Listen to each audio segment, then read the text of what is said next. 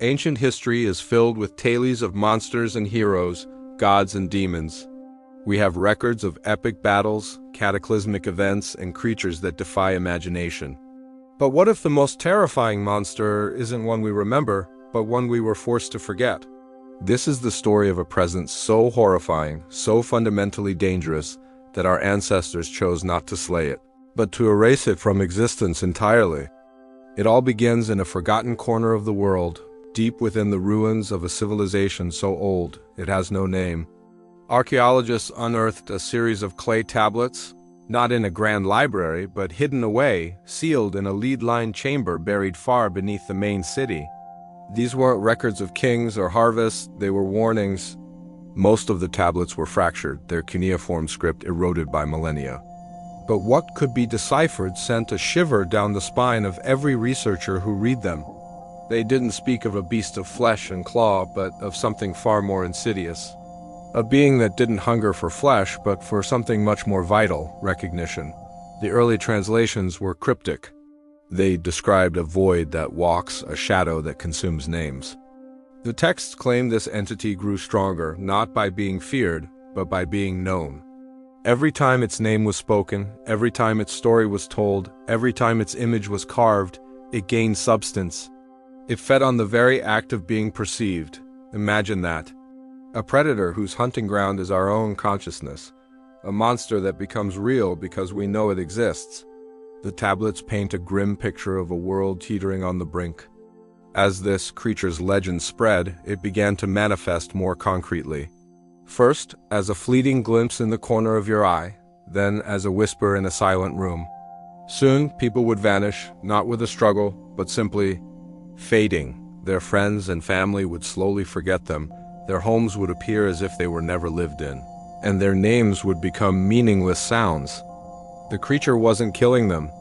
It was unwriting them from the fabric of reality. The civilization that penned these warnings understood the horrifying truth. To fight this thing was to feed it. To raise an army against it was to give it a feast of attention. Any resistance only made it more powerful.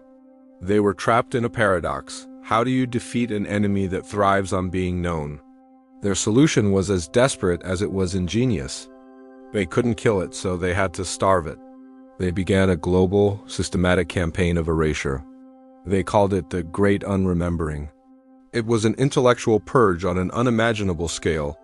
Artisans who had carved its likeness were forced to destroy their own work and then were silenced. Scribes who had written its name had their hands bound. Storytellers who knew its tales were forbidden from speaking. Every statue was ground to dust, every scroll was burned, every oral tradition was methodically stamped out. But the most difficult part wasn't destroying the records. It was erasing the memory from the minds of the people. The tablets describe complex rituals, psychological techniques designed to make an entire population forget. They use sonic frequencies, psychoactive herbs, and mass hypnotic rites to scour the collective consciousness. It was a self-inflicted cultural lobotomy. They had to sacrifice a piece of their own history, their own identity, to starve the beast that lived within it. Think of the sacrifice involved. They had to willingly forget their neighbors, their leaders, perhaps even family members who had been consumed by this entity. They had to look at an empty chair at their table and force themselves to believe no one ever sat there. It was a war fought not on a battlefield, but in the quiet corridors of the mind, and it almost worked. As generations passed, the creature's name faded into obscurity. Its form became a blur in the collective memory. It began to weaken, to dissolve back into the conceptual void from which it came. It was starved, forgotten, and on the verge of non-existence, but the process was imperfect. Some memories are too stubborn. Some knowledge is too deeply buried to be purged completely.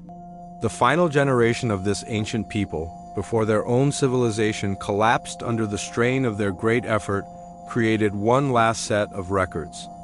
The very tablets we found. They knew that one day humanity might stumble upon this forbidden knowledge again.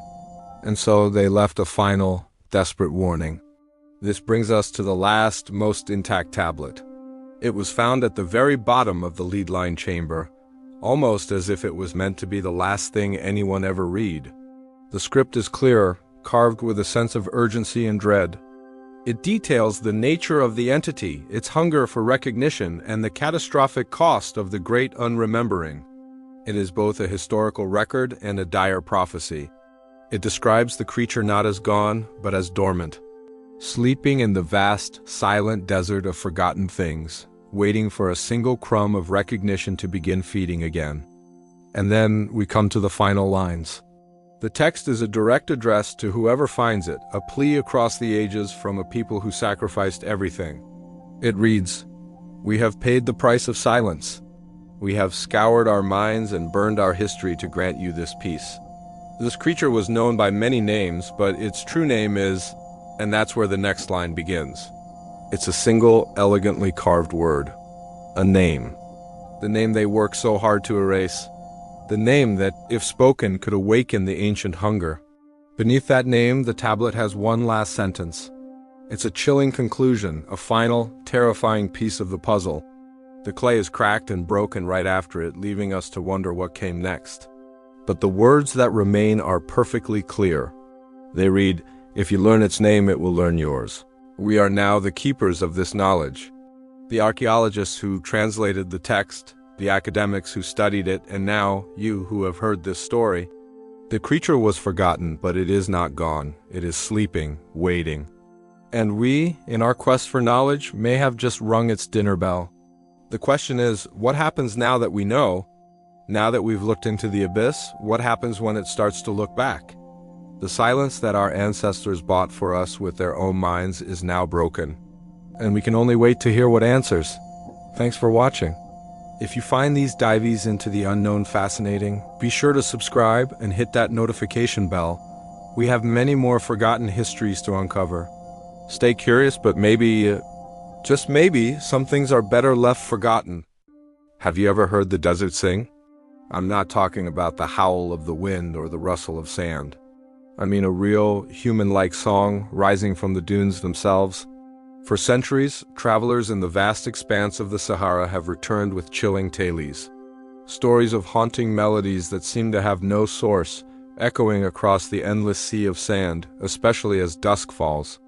Most people dismiss these as hallucinations, tricks of the mind caused by heat and exhaustion. But what if they weren't? What if something was actually singing out there? This is where the story takes a truly unsettling turn. Recent archaeological expeditions, drawn by these persistent legends, began to investigate specific areas where the singing was most frequently reported. They weren't looking for treasure or ancient cities. They were looking for a sound. As they dug deep beneath the shifting dunes, they found something that defied all explanation. It wasn't pottery, it wasn't tools. It was human remains, but like none they had ever seen before. Skeletons, perfectly preserved by the arid climate, were found in strange, vertical positions. And the most terrifying detail? Every single skull had its mouth fossilized wide open, as if frozen mid-scream or mid-song. The discovery sent shockwaves through the scientific community. How did these people get here? Why were they all buried this way, with their mouths agape? The local legends, once dismissed as folklore, suddenly seemed terrifyingly plausible. The old stories claim that the desert is not a dead place. It's a living, breathing entity, and it learned how to sing in the most brutal way imaginable. The legends speak of ancient rituals, of people being buried alive as sacrifices to the desert gods. As they struggled for their last breath, their final cries and songs were absorbed by the very sand that consumed them. The desert, the stories say, learned their melodies, memorized their voices, and now it sings their songs back to the world. This horrifying choir isn't just a single, monotonous sound. Witnesses and researchers claim the songs change. They shift with the direction and intensity of the wind. A gentle breeze might carry a soft, melancholic lullaby across the dunes. But when a fierce sandstorm rages, the sound transforms into a powerful, tormented chorus, a symphony of anguish and despair. It's as if the wind is the conductor of this ghostly orchestra, playing upon the fossilized remains buried deep within the earth. Each grain of sand that brushes past these open mouths is said to carry a note, a fragment of a long-lost voice. Scientists have tried to offer rational explanations. They talk about singing sands or booming dunes. a known natural phenomenon where sand grains of a certain size and shape create sound as they slide down a dune's face. They propose that the unique geological composition of this specific region, combined with the shape of the underground rock formations, could amplify these sounds, creating an acoustic illusion that mimics human voices, the open-mouthed skeletons.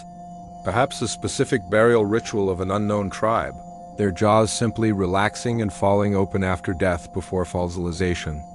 It's a neat, logical theory, it makes sense. But it does and quite explain the sheer complexity and emotional depth of the melodies that people have reported. Could simple friction and acoustics really replicate the sound of a lament, a hymn, a cry for help? The people who have heard it, who have stood alone in the twilight as a chorus rises from the ground beneath their feet, they say no. They describe a quality to the music that feels undeniably human, filled with a sorrow that science can't measure. They speak of hearing distinct harmonies, even what sounds like words in forgotten languages, carried on the wind. It's a phenomenon that straddles the line between geology and ghost story, between the known world and the terrifyingly unknown. The area has now been nicknamed the Choir of the Sahara. It's a place of pilgrimage for the curious, the brave, and the paranormal investigators. They come with sophisticated recording equipment, hoping to capture definitive proof of the singing sands. The recordings they've brought back are chilling. When you filter out the sound of the wind, a faint rhythmic humming remains. Sometimes it's a low drone, other times it has a series of rising and falling tones that sound eerily like a human choir warming up. Skeptics argue it's just patterns in the noise, our brains trying to make sense of randomness. But for believers, it's the voices of the damned forever trapped in the sand. Imagine standing there as the sun dips below the horizon, painting the sky in shades of orange and purple. The world goes silent for a moment, and then it begins. A low hum that seems to vibrate up from the solace of your feet. It grows, splitting into different tones, weaving a complex, heartbreaking melody that fills the air. You look around, but there's no one. Just you, the endless dunes, and the ghosts of the sand. Would you believe it was just the wind? Or would you believe that the desert remembers and it has a story to tell, a song to sing passed down from those it consumed long ago? The Sand Choir of the Sahara remains one of the world's most haunting mysteries, a chilling reminder that there are some sounds and some stories that may never be fully explained. What do you think is really happening out there? Is it a freak of nature, a geological anomaly that tricks our ears? Or is it something more?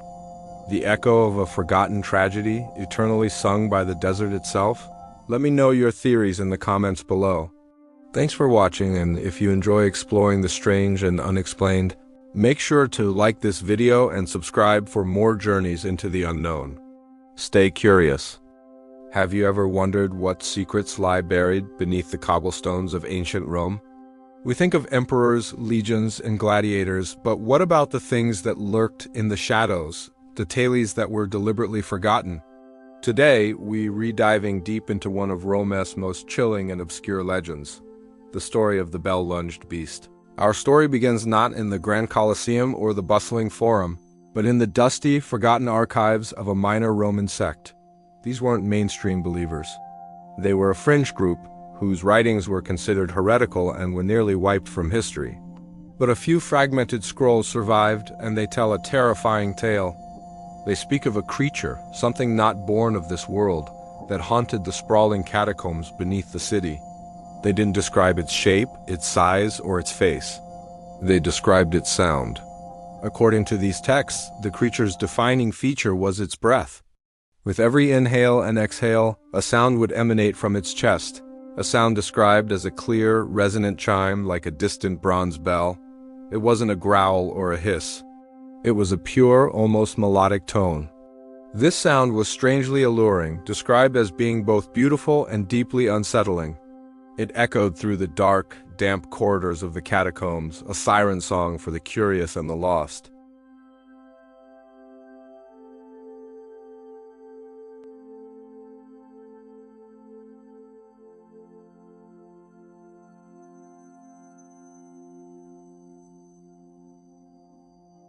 But the scrolls are chillingly clear on what happened next.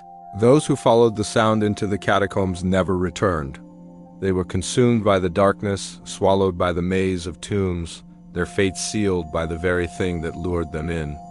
The sect believed the beast was a predator of a unique kind. It didn't hunt with claws or teeth in the traditional sense. It hunted with sound. It used its holy chime to draw in prey, preying not just on their bodies, but on their hope, their faith, and their curiosity. Think about the psychology of this. It's not a monster that instills immediate fear, it's a mystery that sparks wonder. The sound of a bell is often associated with temples, with calls to prayer, with something sacred and safe. The bell-lunged beast twisted this, turning a symbol of sanctuary into a deadly trap. The followers of this forgotten sect weren't just chronicling a monster. They were warning against a specific kind of deception, the kind that masquerades as divinity. The accounts become more frantic as the scrolls go on. The writers seem to grow more desperate, their elegant Latin script evolving into hurried scratches. They documented disappearances, noting the names of friends and family who heard the song of the stone lung and vanished into the earth. They tried to warn others, but how do you convince people that something so beautiful is actually a harbinger of doom? It would be like telling someone not to look at a beautiful sunset. The final surviving fragment of their writings is the most terrifying part of this entire legend. It's not a long, detailed account. It's just a few words crudely scratched onto a piece of pottery, as if written in a final, desperate moment. The message is simple, a stark warning that cuts through 2,000 years of history. It reads, "Noli sequi quod sanctum sonnet." Do not follow what sounds holy. And then the record stops. The writings of the sect end abruptly. We don't know what happened to them. Did they fall victim to the beast themselves? Did they flee, abandoning their records in haste? Or were they silenced by the mainstream authorities for spreading what was considered dangerous heresy? We're left with only their chilling final message. This story makes you wonder, doesn't it? The Roman catacombs are vast, with hundreds of kilometers of tunnels, many of which remain unexplored to this day. They are a city of the dead, layered with history, secrets, and untold stories. Could a creature like this have existed? Perhaps it wasn't a literal beast. Maybe the bell-lunged beast was a metaphor for something else? A gas pocket that created strange, resonant sounds, a geological phenomenon? Or perhaps it was a cautionary tale, a way for this sect to warn its followers against the allure of false prophets and deceptive doctrines that sound appealing but lead to ruin. But the romantic, terrifying part of me likes to imagine it was real. I can picture someone standing at the mouth of a dark tunnel, the cool, damp air carrying a faint, beautiful chime. The sound seems to promise answers, to offer a connection to the divine. Every instinct, every bit of faith and hope tells them to go forward. But somewhere in the back of their mind, a warning echoes through the ages, scratched onto a clay shard by a long-dead hand. Do not follow what sounds holy. It's a powerful reminder that sometimes the most dangerous things are the ones that come disguised as something beautiful. What do you think? Was the bell-lunged beast a real cryptid of ancient Rome or a clever metaphor created by a forgotten sect? Let me know your theories in the comments below. And if you enjoy diving into the forgotten corners of history and legend, make sure to like this video and subscribe for more journeys into the unknown. Have you ever wondered what makes you do? Is it your name?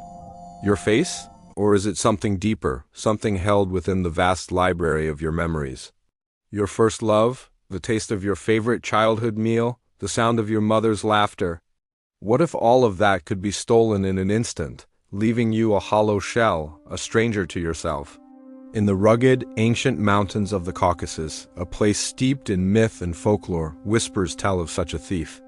A creature that doesn't steal your possessions or your life, but something far more precious, your very identity. They call it the skin reader. This isn't your typical monster from a storybook.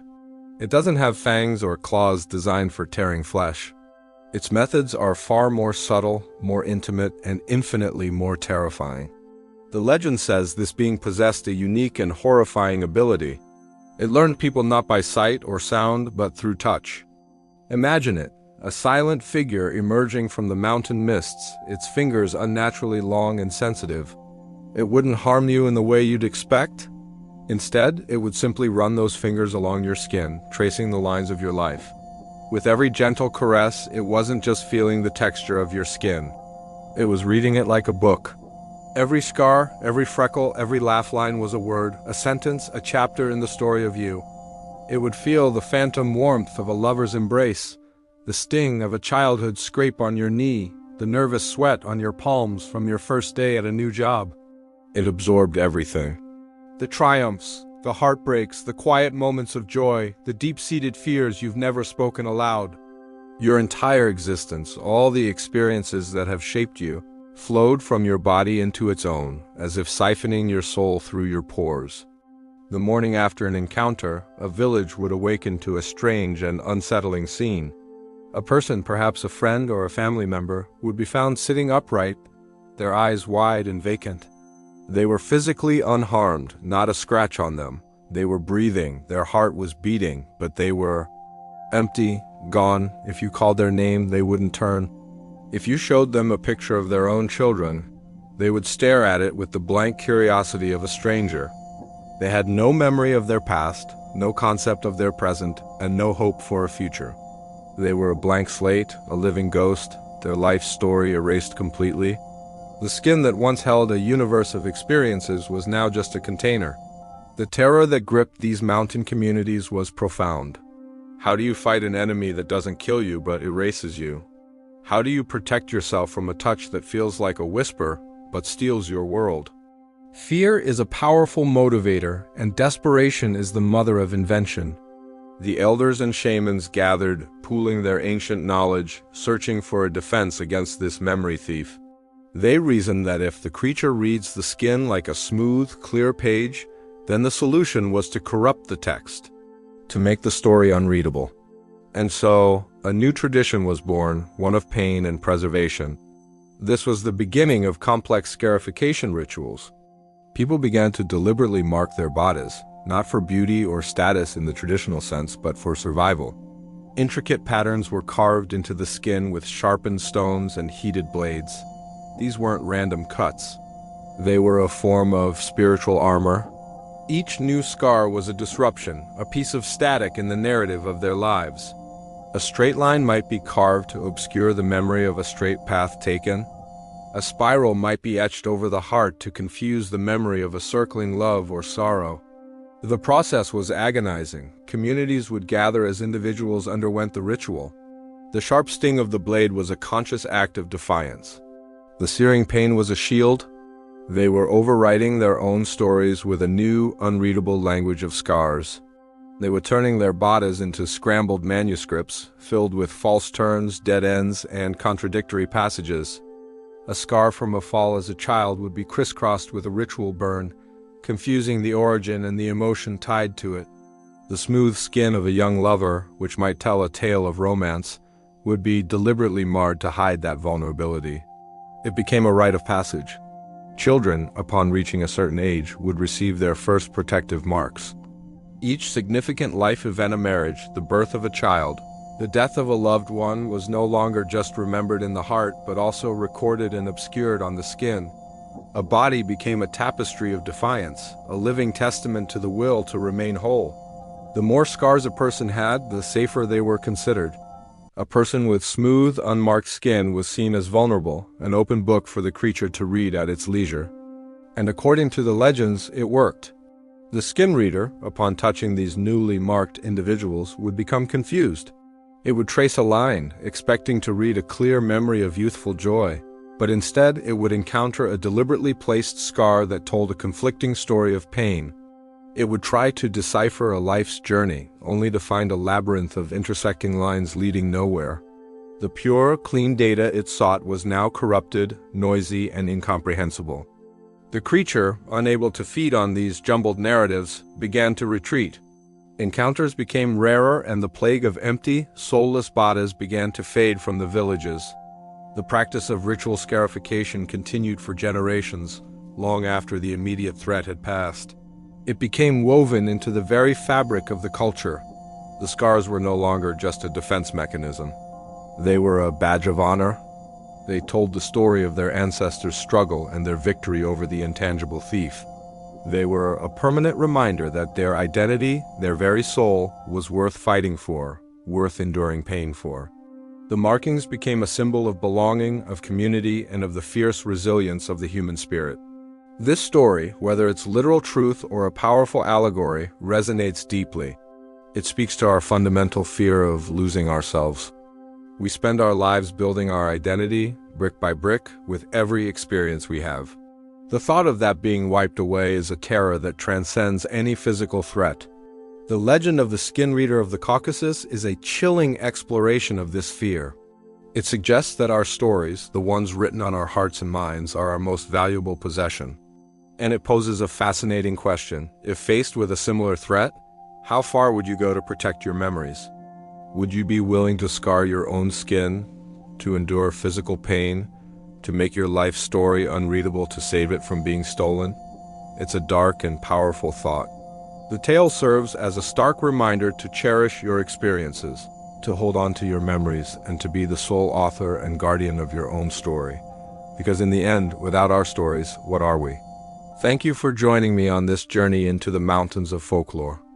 If you found this story as fascinating as I did, do not forget to like this video and subscribe to the channel for more dives into the world's most mysterious legends. Hit that notification bell so you never miss an upload. Until next time, stay curious.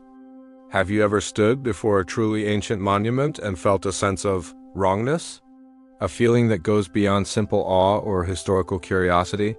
Today, we're journeying to the Salisbury Plain in England, to a place that has captivated and baffled humanity for millennia, Stonehenge. But we're not here to talk about druids, solar alignments, or the mysteries of its construction. We're here to talk about what might be sleeping beneath it. Most theories about Stonehenge focus on what it was built for. A temple, an astronomical observatory, a burial ground? But what if all those theories are wrong? What if its purpose wasn't to build something up, but to hold something down? Let's start with the whispers, the stories that predate even our earliest written records. The folklore of the region is filled with unsettling tales, not just of spirits or fairies, but of the land itself. Ancient accounts, passed down through generations, speak of a deliberate burial, something immense and powerful interred beneath the earth long before the first sarsen stone was ever raised. Imagine the people who lived there thousands of years ago. They didn't write things down, but they talked. They told stories around the fire, and many of those stories revolved around a disturbing phenomenon, unsettling, vivid dreams. People across the region complained of shared nightmares where the very ground seemed to breathe. A slow, rhythmic rising and falling, like the chest of a colossal, sleeping creature. They felt it in their bones, a deep, resonant pulse that troubled their sleep and haunted their waking hours. This wasn't just a story. It was a communal experience, a shared terror that permeated their culture. So what do you do when the ground you live on feels alive and menacing? You don't build a temple to worship it, you build a prison to contain it. This is where our perspective on Stonehenge flips entirely. Look at the monument again, not as a place of gathering, but as a cage. The massive sarsen stones, weighing up to 40 tons each, aren't just pillars, they're bars. The intricate lintels locking them together aren't for architectural beauty, they're shackles. The concentric circles aren't pathways for procession. They're layers of containment, a complex lock designed to keep something in. Think about the sheer effort involved. Transporting these stones over vast distances, shaping them with primitive tools, and erecting them with breathtaking precision. This wasn't a project undertaken lightly. It speaks of a desperate, urgent need. A fear so profound that it motivated generations to pour their entire existence into constructing this colossal seal. They weren't building a calendar to mark the seasons. They were building a ward to prevent an awakening. The arrangement of the stones, often linked to celestial events, might not have been to summon power from the stars, but to channel it, to use cosmic energies as an extra layer of reinforcement for the prison below. Fast forward to the modern era. We have science, technology, instruments that can see and hear things our ancestors could only feel. And what do they find at Stonehenge? Anomalies, lots of them. Geologists and archaeologists have been scanning the ground beneath the stones for decades. They found strange magnetic variations and unexplained voids in the earth. But the most chilling discovery comes from seismographs, the instruments we use to detect earthquakes. Even today, highly sensitive devices placed around the monument record faint rhythmic vibrations. A deep, low-frequency hum. Scientists have tried to explain it. They've looked for traffic on distant roads, military exercises, natural geological tremors, but they found no conventional source. The vibrations seem to emanate from directly beneath the stones themselves. A steady, rhythmic pulse, just like in the old stories. A pulse like a slow, steady heartbeat, or the deep, even breathing of something vast and ancient and asleep. This reframes every strange occurrence at the site. The reports of malfunctioning electronic equipment, the disorientation some visitors feel, the eerie silence that can suddenly fall over the plain. Are these just quirks of the landscape, or are they symptoms of an immense dormant power leaking from its cage? A power that strains against its bonds with every slow breath. The original wooden structures that predated the stones could have been the first frantic attempts to pin this entity down. When wood proved insufficient, they turned to earthworks, digging ditches and mounds. And when that wasn't enough, they embarked on the monumental task of raising the stone circle itself, a final, desperate act of engineering born from primal fear. Each phase of construction was an escalation, a response to the growing strength of the sleeper beneath. So what is it? We can only speculate. An ancient terrestrial entity? Something that fell from the stars and was buried by the terrified witnesses? A creature of such immense psychic power that its very dreams could infect the minds of those living nearby? The legends don't give it a name. It is simply the thing in the ground, the breathing earth, a nameless dread. The purpose of Stonehenge then was not to mark time but to stop it, to ensure that the creature beneath never woke up, that its cycle of sleep would be eternal. The builders are long gone. Their knowledge, their rituals, their warnings are lost to us, faded into myth and folklore. All that remains is their final, silent testament in stone. A prison, and the prisoner is still there, waiting. It's slow, stony dreams vibrating through the earth, a constant reminder of what lies just beneath our feet. We visit as tourists, we take pictures, we marvel at the mystery. But perhaps we should be treading more carefully, because we don't know how strong the bars of this ancient cage still are. And we don't know what might happen if the sleeper beneath Stonehenge finally begins to stir. Next time you see an image of those iconic stones, don't think of it as a place of worship. Think of it as a warning sign. The largest, and perhaps the oldest, do not disturb sign in human history. Thanks for joining me on this journey into the shadows of history. If you enjoyed this different take on an ancient mystery, be sure to subscribe, and hit that notification bell so you don't miss our next exploration into the unknown. See you next time. In the sun-scorched lands of the Levant, a chilling discovery was made. Archaeologists, digging through layers of forgotten history, unearthed something that defied explanation. Not just pottery, not just tools, but massive, petrified structures that looked like ancient beehives, but on a scale never before seen. And sealed within the hardened resin of these hives were human bones. This wasn't a tomb or a burial site in any conventional sense. The bones were integrated, fused with the very structure of the hive as if they were part of it. What kind of civilization would do this? The answer wasn't in any official historical records, but in the whispers and fragmented texts of local lore. They spoke of a time when the land was barren, when famine was a constant looming threat. Desperate, the people turned to an entity that promised salvation, an entity they called the Hive King, according to these legends. The Hive King wasn't a man, not really. It was described as a colossal being made of countless buzzing insects, a swarm given a single mind and a single, terrifying form. It moved like a shimmering cloud, a living storm of wings and stingers, yet it wore a human face. Not a mask, but a real human face, taken from its first follower, a face that would sometimes twitch with an echo of its former life. The Hive King's offer was simple, a covenant of prosperity. It promised endless harvests, fields that would overflow with grain, and orchards heavy with fruit regardless of drought or blight.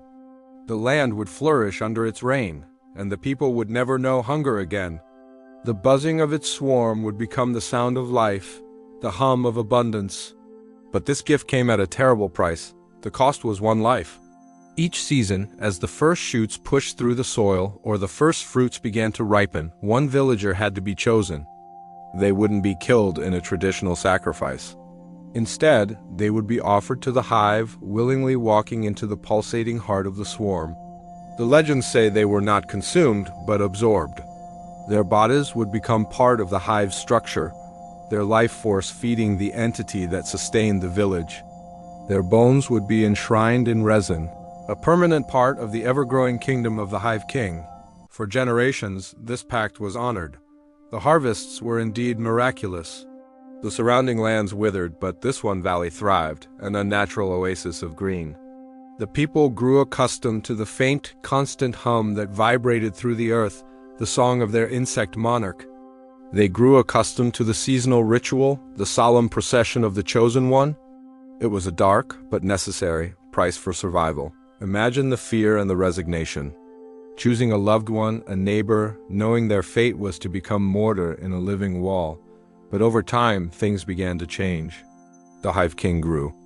Its physical hives, once confined to a single cave, began to spread across the valley, great, waxy citadels climbing the cliffsides, and its hunger grew with it.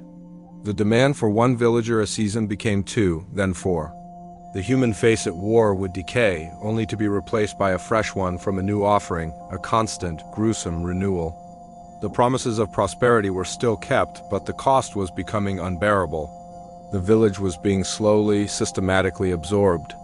The people started to notice other, more unsettling changes. The children born in the valley no longer cried. They would stare at the hives with a strange, blank understanding. Sometimes a faint buzzing could be heard from their chests. The villagers realized they weren't just feeding a god. They were being transformed by it. They were becoming part of the hive mind, losing their individuality, their humanity. The breaking point finally came. A coalition of elders decided that survival at this cost was worse than extinction. They couldn't fight the Hive King directly. How do you fight a living storm? So they devised a plan. It was a desperate, suicidal gambit.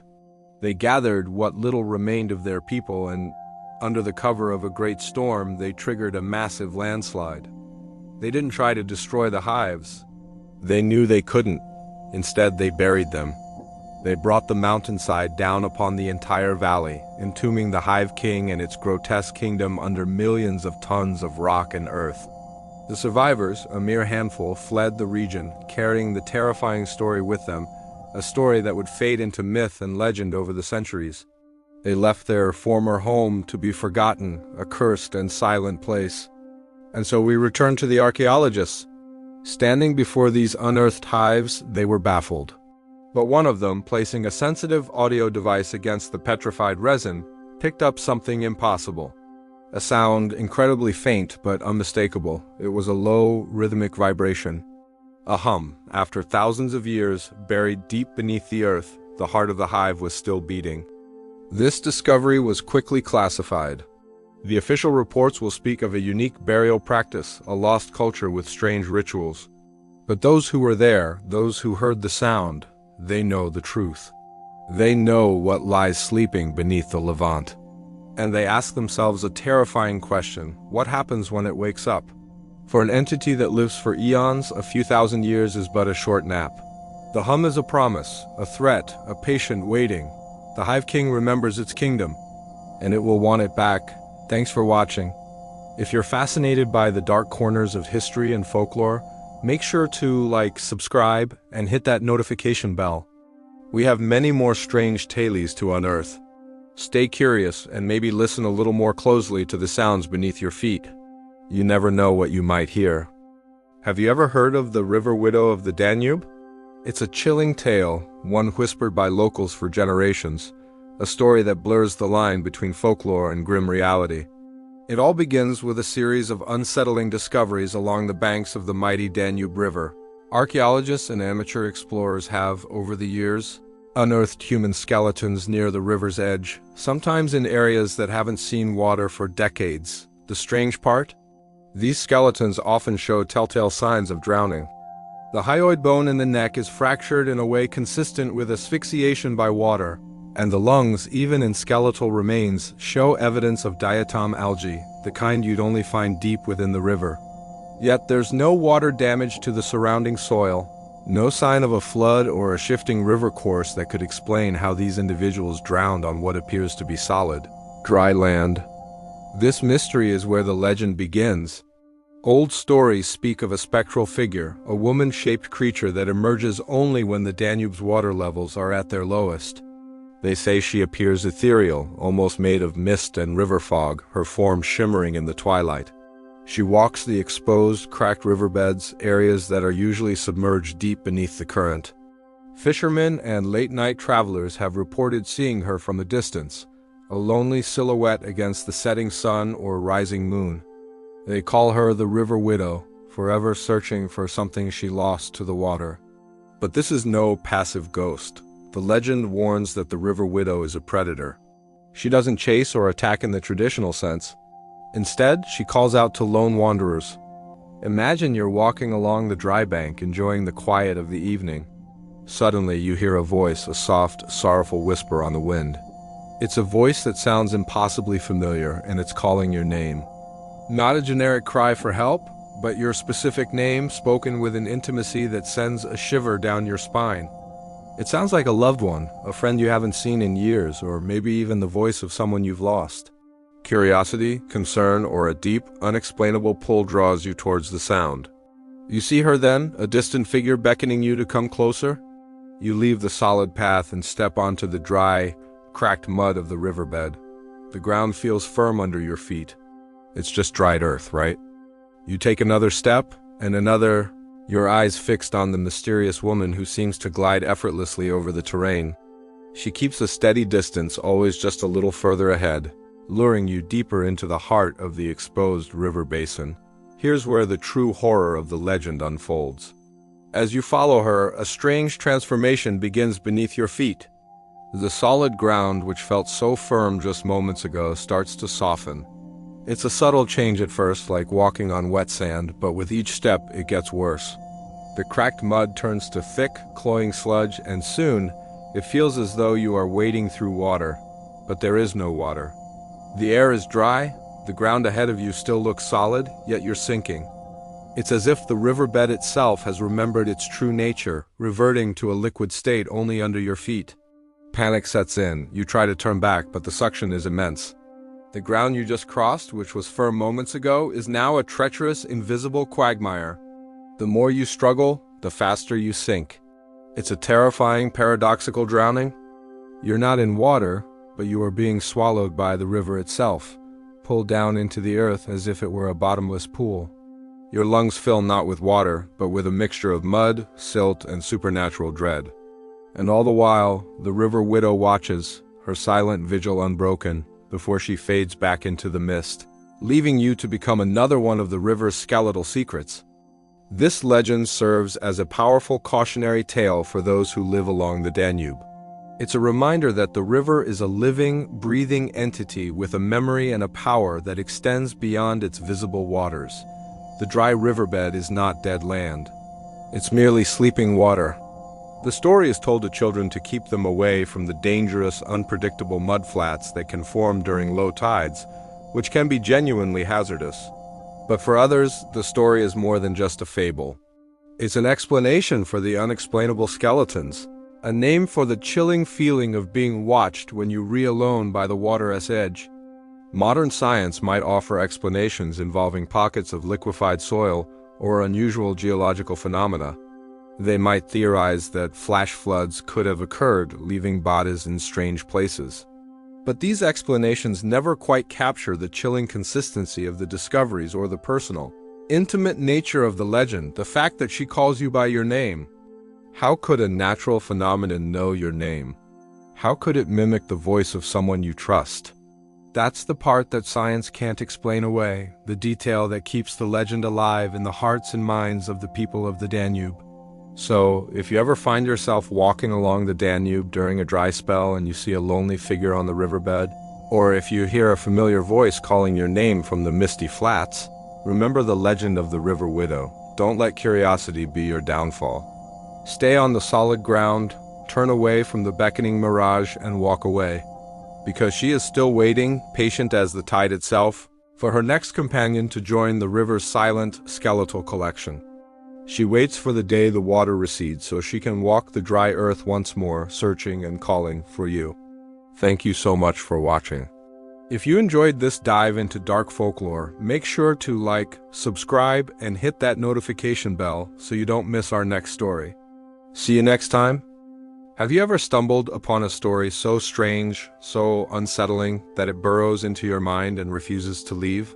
Today, we're diving into one of those tales, a fragment of a forbidden text from ancient Persia that speaks of something truly bizarre. The crawling sun. Most ancient cultures worshipped the sun. It was a life-giver, a source of warmth and light, a celestial god hanging high in the sky. But this text, it tells a different story. It describes a sun, not in the heavens, but here, on earth.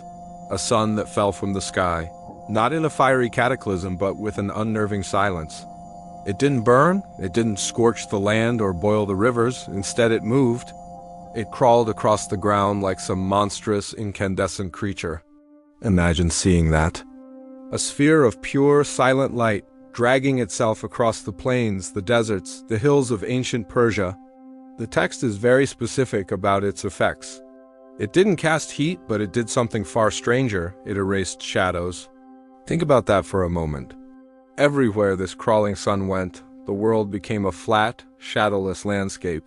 The natural play of light and dark that gives our world depth and texture, gone. A tree wouldn't have a shadow. A mountain would cast no shade. A person standing in its presence would appear completely, unnervingly flat. This is where the story takes a truly horrifying turn. The text speaks of people who encountered it. They weren't burned or blinded.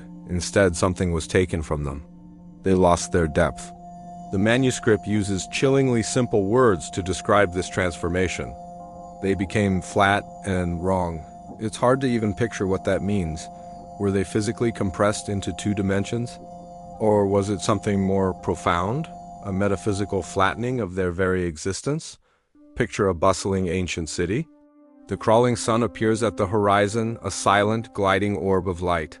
As it enters the city gates, panic doesn't erupt in fire and screams, but in a quiet, creeping dread. People stop and stare as the world around them loses its shadows. The familiar corners of their homes, the alleyways they've known their whole lives, suddenly look alien and wrong. Then they look at each other. A friend, a family member, standing there, but not really there.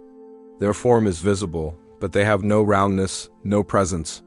They look like a drawing, a paper cutout crudely pasted onto the world.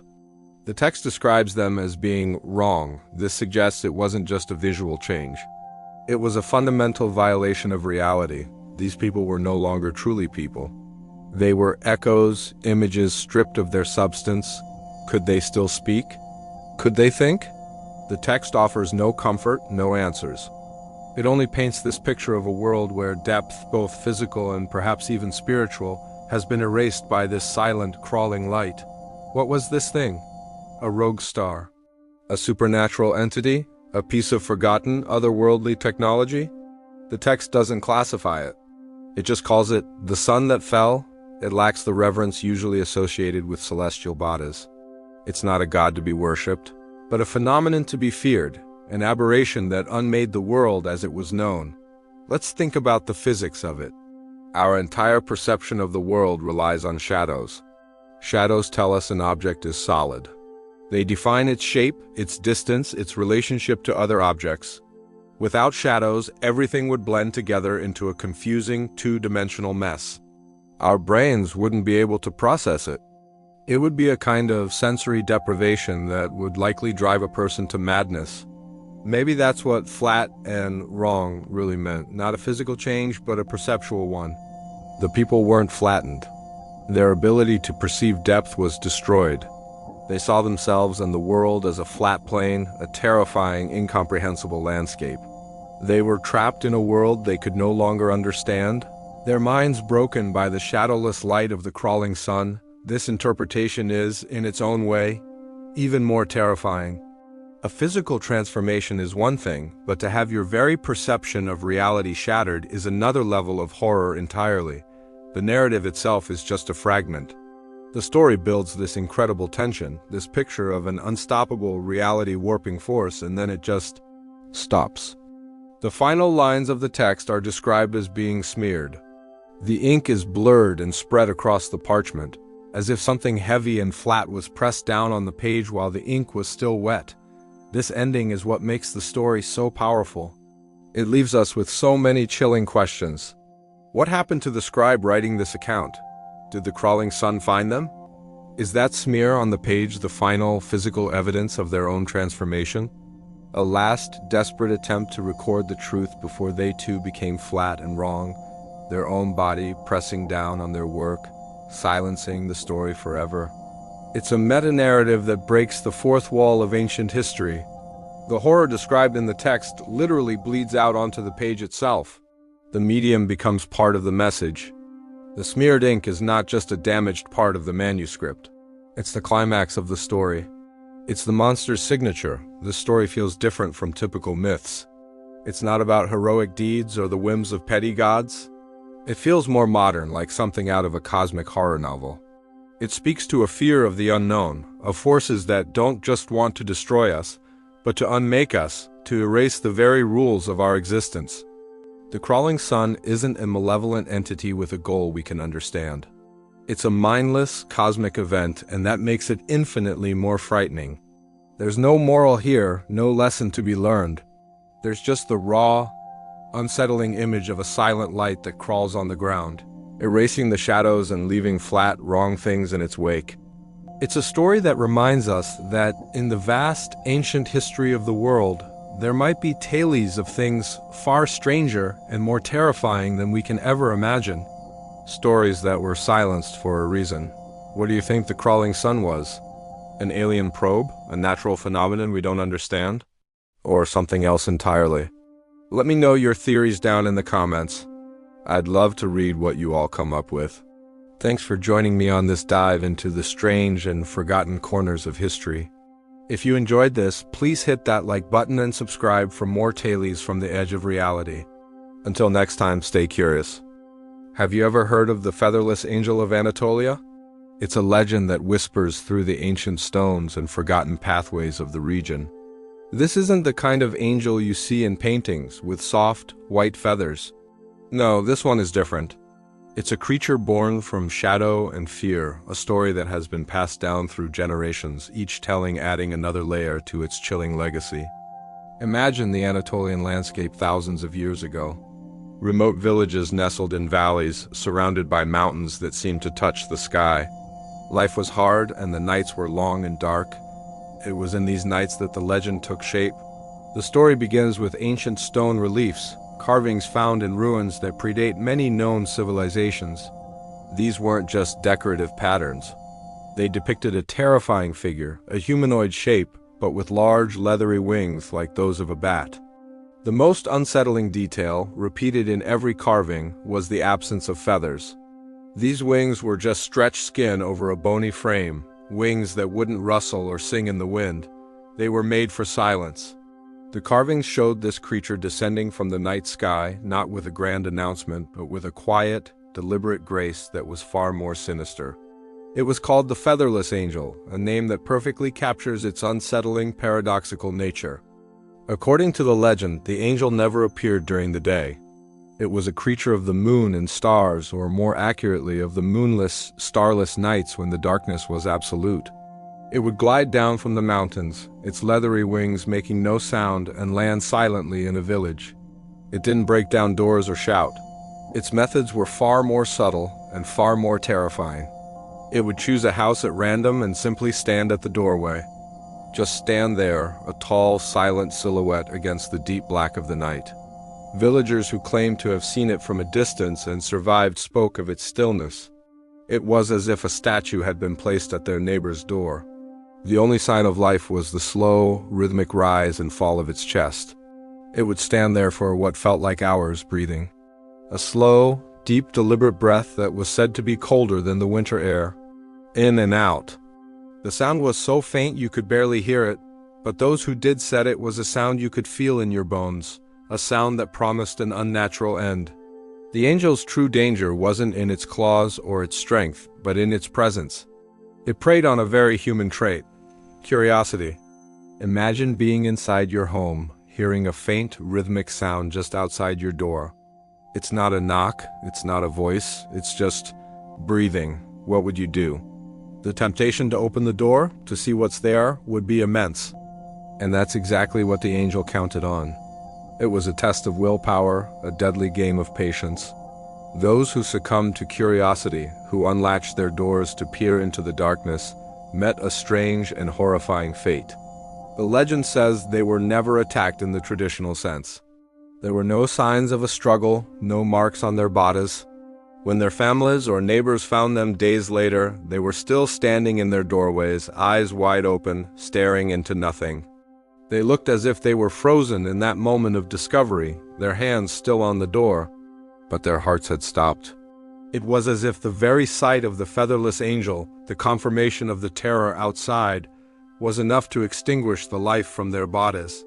The cause of death was always the same: pure, undiluted fear. The story spread from village to village, carried by travelers and merchants. Fear of the silent, winged creature became a part of life. People began to take precautions. They would bar their doors, of course, but they knew a simple wooden bar was no match for a supernatural entity. They needed a more profound defense, something rooted in ritual and respect. This is where the architecture of the region began to change in a very specific and interesting way. An ancient tradition was born out of this terror. If you travel through Anatolia today and visit some of the oldest surviving structures, you might notice something peculiar about the doorways. They are unusually low. So low, in fact, that even a person of average height has to bow their head to enter. This wasn't a mistake or a result of poor craftsmanship. It was a deliberate design, a defense mechanism born from the legend of the featherless angel. The logic was simple, yet brilliant. The angel was described as a tall, proud creature. It stood erect at the doorway, waiting. The low doorways were designed to force anyone who entered to bow. This act of bowing was seen as a sign of humility and respect. The villagers reasoned that such a proud and terrifying being would not stoop to enter a home. It would be an insult to its nature. By lowering their doorways, they weren't just making it physically difficult to enter. They were creating a symbolic barrier. Any visitor, human or otherwise, had to show deference before crossing the threshold. This architectural feature became a widespread tradition. A low doorway was a sign that the people within were aware of the ancient dangers, that they respected the old ways and the dark things that lurked in the night. It was a silent prayer built into the very structure of their homes. Children were taught from a young age, never open the door at night to a strange sound, and always bow your head when you enter a home, for you never know what you might be showing respect to. Over centuries, as villages grew into towns and towns into cities, the legend of the featherless angel began to fade. The dark, isolated nights were replaced by the glow of lanterns and eventually electric lights. The silent mountains no longer seemed so menacing. The story of the winged creature became just that, a story, a piece of folklore to tell children to keep them from wandering out after dark. The low doorways were seen as a quaint architectural quirk, their original, terrifying purpose forgotten by most. But the carvings remain. Those ancient stone reliefs are still there, etched into the rock, a permanent record of the fear that once gripped this land. They show the leathery winged figure, descending in silence, a chilling reminder of a time when the night held more than just darkness. It held the featherless angel, waiting patiently at the door. And when you look at those carvings and then you see the ancient low doorways scattered across the Anatolian countryside, you can't help but wonder. Was it just a story? Or was it a memory, carved in stone and built into homes, a warning from the past that we have long since forgotten how to read? The legend serves as a powerful metaphor for the unseen fears that can paralyze us. The angel didn't need to use force. Its mere presence and the victim's own imagination were its deadliest weapons. It's a testament to how our own minds can be our greatest enemy. The solution the villagers found wasn't to fight the monster. but to outsmart it with humility and respect, fundamentally changing their daily lives and their homes. It's a fascinating look at how folklore can shape culture and even architecture, leaving a physical legacy that outlives the fear that created it. The next time you have to duck to enter an old building, take a moment. You might just be participating in an ancient ritual, a defense against an angel without feathers. Thanks for joining me on this journey into the shadows of Anatolian folklore. If you enjoy exploring the hidden corners of history and legend, make sure to like this video and subscribe to the channel. Let me know in the comments what you think of the featherless angel. Until next time, stay curious.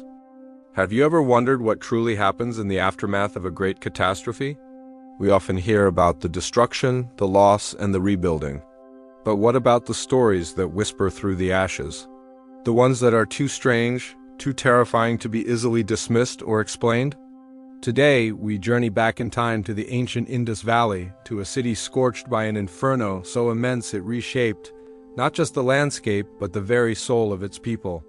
This is the story of the smoke serpent. Imagine a bustling metropolis, one of the cradles of civilization, suddenly engulfed in flames. The fire wasn't a small incident. It was a conflagration that devoured entire districts, turning thriving streets into channels of molten destruction. It burned for days, a relentless beast of heat and light.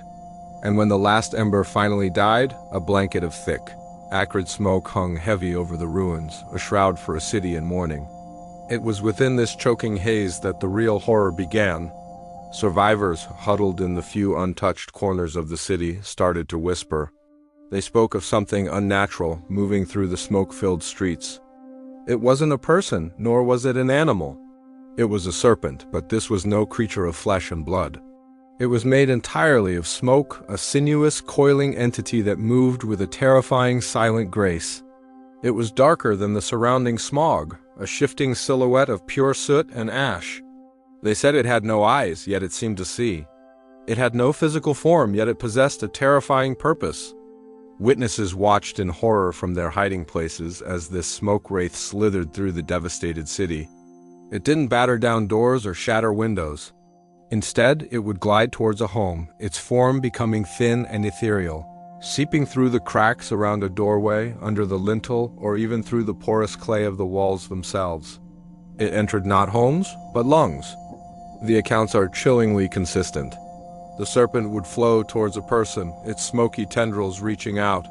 Before the victim could even scream, the serpent would surge forward, entering their mouth and nose, a torrent of suffocating ash pouring into their body. The person would collapse, their struggle brief and silent, their body convulsing as if drowning on dry land. The serpent would then withdraw, its form recoalescing from the victim's last breath, and continue its silent, deadly patrol. When the smoke finally cleared enough for people to venture out, the true nightmare was revealed.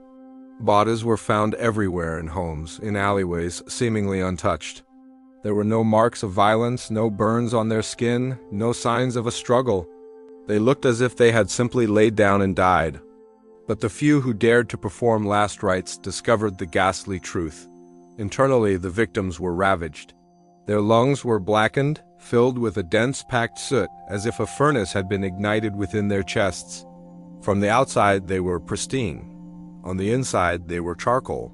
This wasn't just a story told by a few hysterical survivors. It was a shared trauma, a collective memory seared into the city's consciousness. The sheer number of victims found in this bizarre state defied any logical explanation. How could so many people, untouched by the flames that had raged around them, die in such a specific, horrifying way? The physicians of the time had no answers. The priests had only fear. The phenomenon was given a name, the smoke serpent. It was the vengeful spirit of the Great Fire, a manifestation of the city's collective suffocation and despair. The psychological impact was profound and lasting. Fire, once a symbol of purity, warmth, and divine power, became an object of deep-seated terror. The elaborate fire rituals and grand ceremonial hearths that were once the center of Indus spiritual life were abandoned almost overnight. No one dared to light a large blaze again. The fear was palpable. A big fire creates a big smoke, and within that smoke, the serpent could be reborn. Religious practices changed dramatically. Fire rituals became small, controlled, and fearful affairs. A single lamp, a tiny brazier enough to provide light and a token offering, but never enough to cast a significant plume of smoke. Priests would whisper incantations not just to honor the gods, but to ward off the thing that lurked within the fumes. Families cooked on smaller, more efficient stoves, ever watchful of the smoke that curled into the air. The smell of burning wood, once a comforting domestic scent, now carried a note of menace. The architecture of the city also began to reflect this new paranoia. New homes were built with better sealed doors and windows. Ventilation was redesigned not just for comfort, but for defense, with intricate systems meant to prevent smoke from entering a dwelling. The open, airy designs of the past gave way to more enclosed, defensible structures. The entire society reoriented itself around this single, terrifying concept: do not let the smoke in. Historians and archaeologists today might offer more scientific explanations. Perhaps it was a unique form of carbon monoxide poisoning on a massive scale, or the inhalation of superheated, toxic particles generated by the specific materials that burned in the city. Maybe the serpent was simply a visual phenomenon, a heat shimmer, or a strangely shaped cloud of smoke that the traumatized minds of the survivors molded into the shape of their deepest fears. These are plausible theories, but they don't quite capture the visceral horror of the original accounts. They don't explain the consistency of the sightings, the serpent's seemingly intelligent and predatory behavior, or the bizarrely specific internal damage found in the victims. Could a collective hallucination be so detailed, so shared?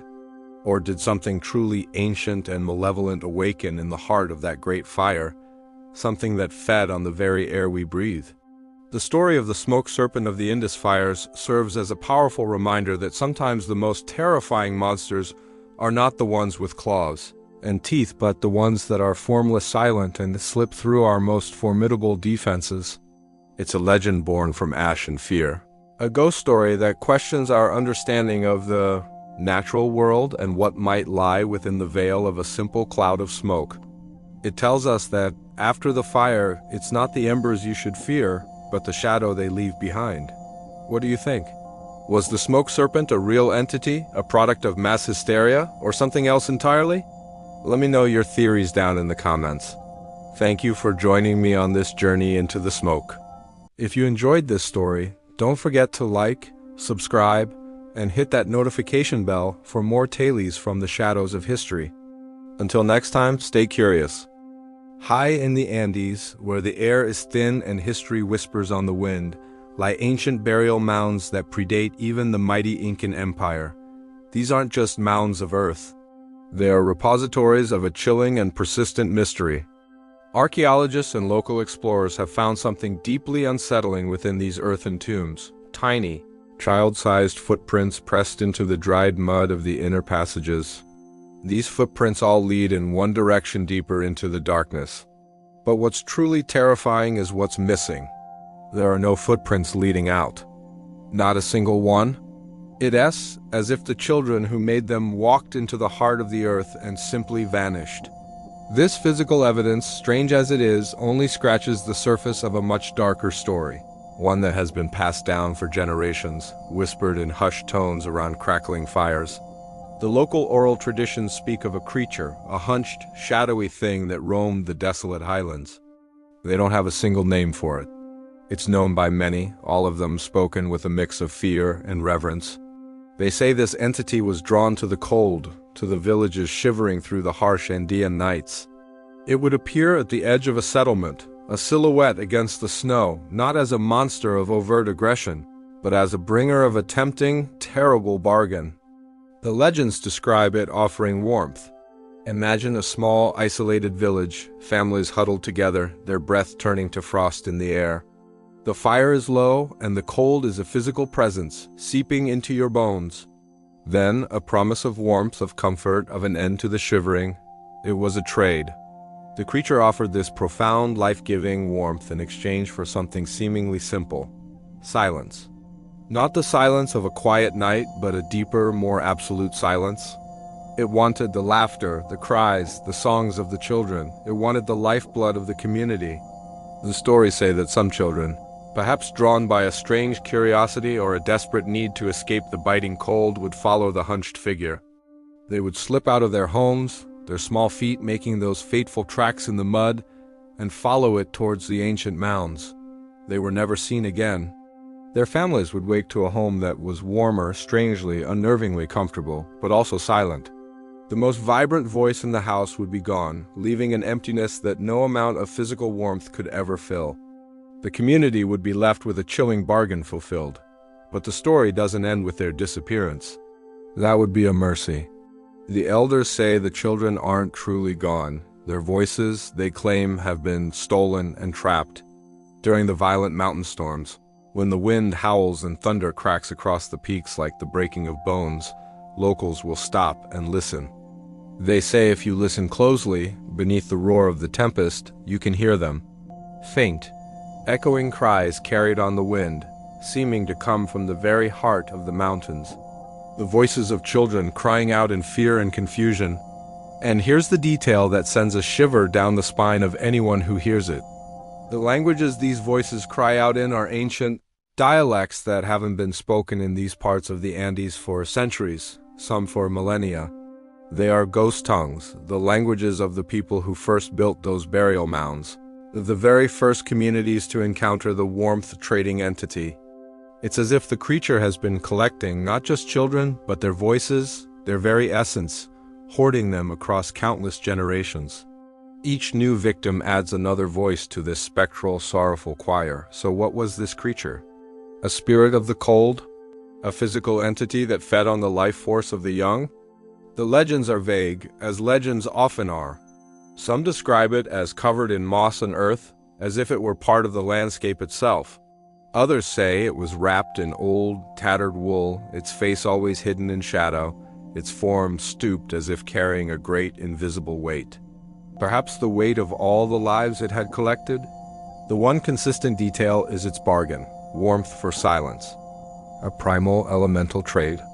It offered a solution to a physical hardship in exchange for a spiritual and emotional sacrifice. Modern interpretations have tried to rationalize the legend. Could the footprints be part of a ritual we don't understand? A rite of passage that involved children entering these sacred spaces? Perhaps, but that doesn't explain why there are no tracks leading out. It doesn't explain the persistent, cross-generational folklore that describes the same hunched creature, the same sinister bargain. And it certainly doesn't explain the auditory phenomenon reported during storms. Is it just the wind playing tricks on the ear? Pareidolia of sound, where the mind creates patterns from random noise? That's the logical explanation. But for the people who live in the shadows of those mountains, who have grown up with these stories, it is much more than that. It is a warning. It is a piece of living history, a reminder that there are older, stranger things in the world than we can possibly imagine. The mountains themselves are said to hold memory, and in the Andes, those memories sometimes cry out. The burial mounds remain, silent guardians of their secret. The tiny footprints are still there, leading into the dark. And when the storms gather, some people still swear they can hear the lost children of the Andes crying in languages long dead, their voices stolen by the collector, who traded a fleeting moment of warmth for an eternity of silence. What do you think? Is this a powerful folktale designed to keep children from wandering off in a dangerous environment? Or is it the fragmented memory of something real, a predator that once stalked these ancient lands? The truth, like the children, may be lost to the darkness within those mounds. The only thing that remains is the story and the chilling echo on the wind. Thanks for watching. If you find these dives into dark folklore fascinating, be sure to subscribe and hit that notification bell so you don't miss our next exploration into the unknown. Stay safe out there. Have you ever stared into a mirror and felt like something was staring back? Not just your own reflection, but something else? Something ancient and hungry? Today, we're journeying back to the Bronze Age, to the sun-drenched island of Crete, home of the enigmatic Minoan civilization. Archaeologists digging through their once magnificent palaces have found something truly bizarre. Among the ruins of Knossos and Festos, they've unearthed countless polished bronze mirrors, but nearly all of them are shattered, broken into pieces, and deliberately buried deep beneath the earth. Why would a civilization so advanced, so fond of art and beauty, systematically destroy their own mirrors? The answer, according to whispers of forgotten myths, is terrifying. They were trying to starve a creature known only as the Mirror Eater. This wasn't a monster of flesh and blood that you could fight with a spear. It was a being of a different kind, one that lived within reflections. The legends say it didn't just inhabit the polished bronze. It fed on them. Not the metal itself, but what the metal held, your face, your identity. It was a slow, insidious process. At first, you wouldn't notice. You'd glance at your reflection and see yourself perfectly normal, but the Mirror Eater was patient. It would begin to nibble, taking tiny, imperceptible pieces of you. Days would turn into weeks, and you'd start to feel a strange sense of unease. When you looked into a mirror, your features would seem blurry. The sharp line of your jaw, the specific curve of your smile, the light in your eyes, it would all begin to soften and fade, as if you were looking at a watercolor painting left out in the rain. Imagine the horror. Your family and friends would start to look at you differently. They'd squint, trying to place you, a flicker of confusion in their eyes. You look tired, they might say, but it was more than that. Your very essence was being erased. The myths describe the victims becoming listless and withdrawn, as if their spirit was being drained along with their image. They were becoming strangers to themselves. The final stage was the most horrifying. One day, you would look into the mirror and see nothing. A complete blank. A smooth, featureless oval where your face should be. You were still there, still breathing, still walking, but you were no one. You had been consumed. This isn't just some campfire story. There's strange evidence that hints at this deep-seated fear. Throughout Minoan art, we see incredible frescoes, vibrant depictions of their daily life, their rituals, their gods. We see bull leapers, elegant priestesses, and fishermen. But among these beautiful images, archaeologists have found unsettling figures. In some of the more abstract or ritualistic frescoes, there are depictions of people dancing or performing ceremonies, but their faces are completely blank. Just smooth, empty ovals. For years, historians thought this was simply an artistic convention, a stylistic choice. But what if it wasn't? What if these weren't stylized figures, but portraits? Portraits of the victims of the Mirror Eater. Imagine a grand festival, a celebration of life. But moving among the crowd are these blank, faceless beings, a constant, chilling reminder of the danger that lurked in every polished surface. This fear became so overwhelming that the Minoans took drastic measures. They couldn't kill the creature, so they decided to starve it. A decree must have gone out across the island. Destroy the mirrors, all of them. They gathered the polished bronze discs, the tools of the Mirror Eater, and they shattered them. They broke them into countless pieces, believing that by fracturing the reflections, they would break the creature's hold, perhaps even shatter the entity itself. Then, they buried the shards deep in the earth, returning the bronze to the darkness, hoping to lock the creature away forever. For a time, it must have worked. With its food source gone, the Mirror Eater faded back into myth, becoming a cautionary tale told to frightened children. But here's a thought that might keep you up tonight. The Minoans used polished bronze. In our modern world, we are surrounded by perfect, flawless reflections. Every window, every smartphone screen, every puddle after a rainstorm, every shard of glass. We live in a palace of mirrors far grander than anything the Minoans could have imagined. We are constantly creating portals for this ancient being. The creature was never destroyed, merely starved. And for the past few thousand years, it's been waiting, dormant, for a world like ours to be born. A world where reflections are everywhere. A world that offers a veritable feast. Think about it. The rise of social media, selfies, the obsession with our own image. We spend hours staring at our own reflections on tiny glass screens. Could this be inadvertently calling it back? The myth says the process is slow. You wouldn't notice at first, but maybe you felt it. That strange feeling that your profile picture doesn't quite look like you anymore. That moment you catch your reflection in a dark phone screen and it seems empty. The Minoans saw the danger and chose to look away, to shatter the image and live without it. We, on the other hand, are diving headfirst into a sea of reflections. Perhaps the blank-faced figures in the frescoes weren't a warning, but a prophecy. A depiction of a future where identity becomes so fluid, so curated, so consumed by its own reflection that it ceases to have any real meaning. A world of faces without features. So the next time you pull out your phone for a selfie, just pause for a second. Look closely at your reflection. Is it really you looking back? Or is something else there, just behind your eyes, smiling with a hunger that has waited for millennia? The mirrors were broken, but the hunger remains. And it may just be lingering, waiting for you in the next reflection, you see. Thanks so much for diving into this mystery with me. If you enjoy exploring the darker side of myths and legends, make sure to hit that subscribe button and turn on notifications so you don't miss our next journey into the unknown. Stay curious and maybe avoid looking too long into dark mirrors. See you next time. Have you ever felt like the walls were listening? What if they could talk back? Today, we re-journeying back 4,500 years to one of the world's first great cities, Mohenjo-daro, nestled in the Indus Valley. This metropolis was a marvel of ancient engineering, with planned streets, advanced sanitation, and impressive brick buildings. But beneath this veneer of civilization lies a chilling mystery, a secret whispered not in the streets but from within the very walls of its homes. It all began during the excavations in the early 20th century.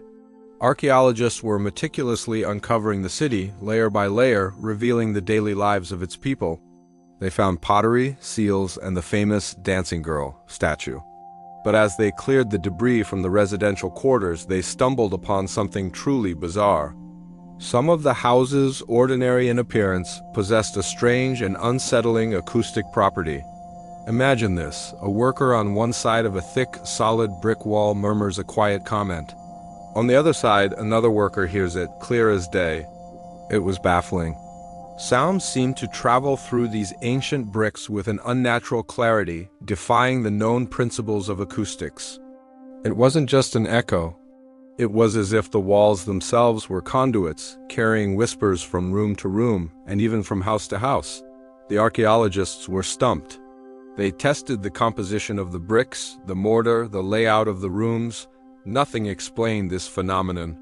It was an architectural anomaly, a ghost in the machine of Mohenjo-daro. As scholars dug deeper, not just into the earth but into local folklore, a forgotten legend surfaced.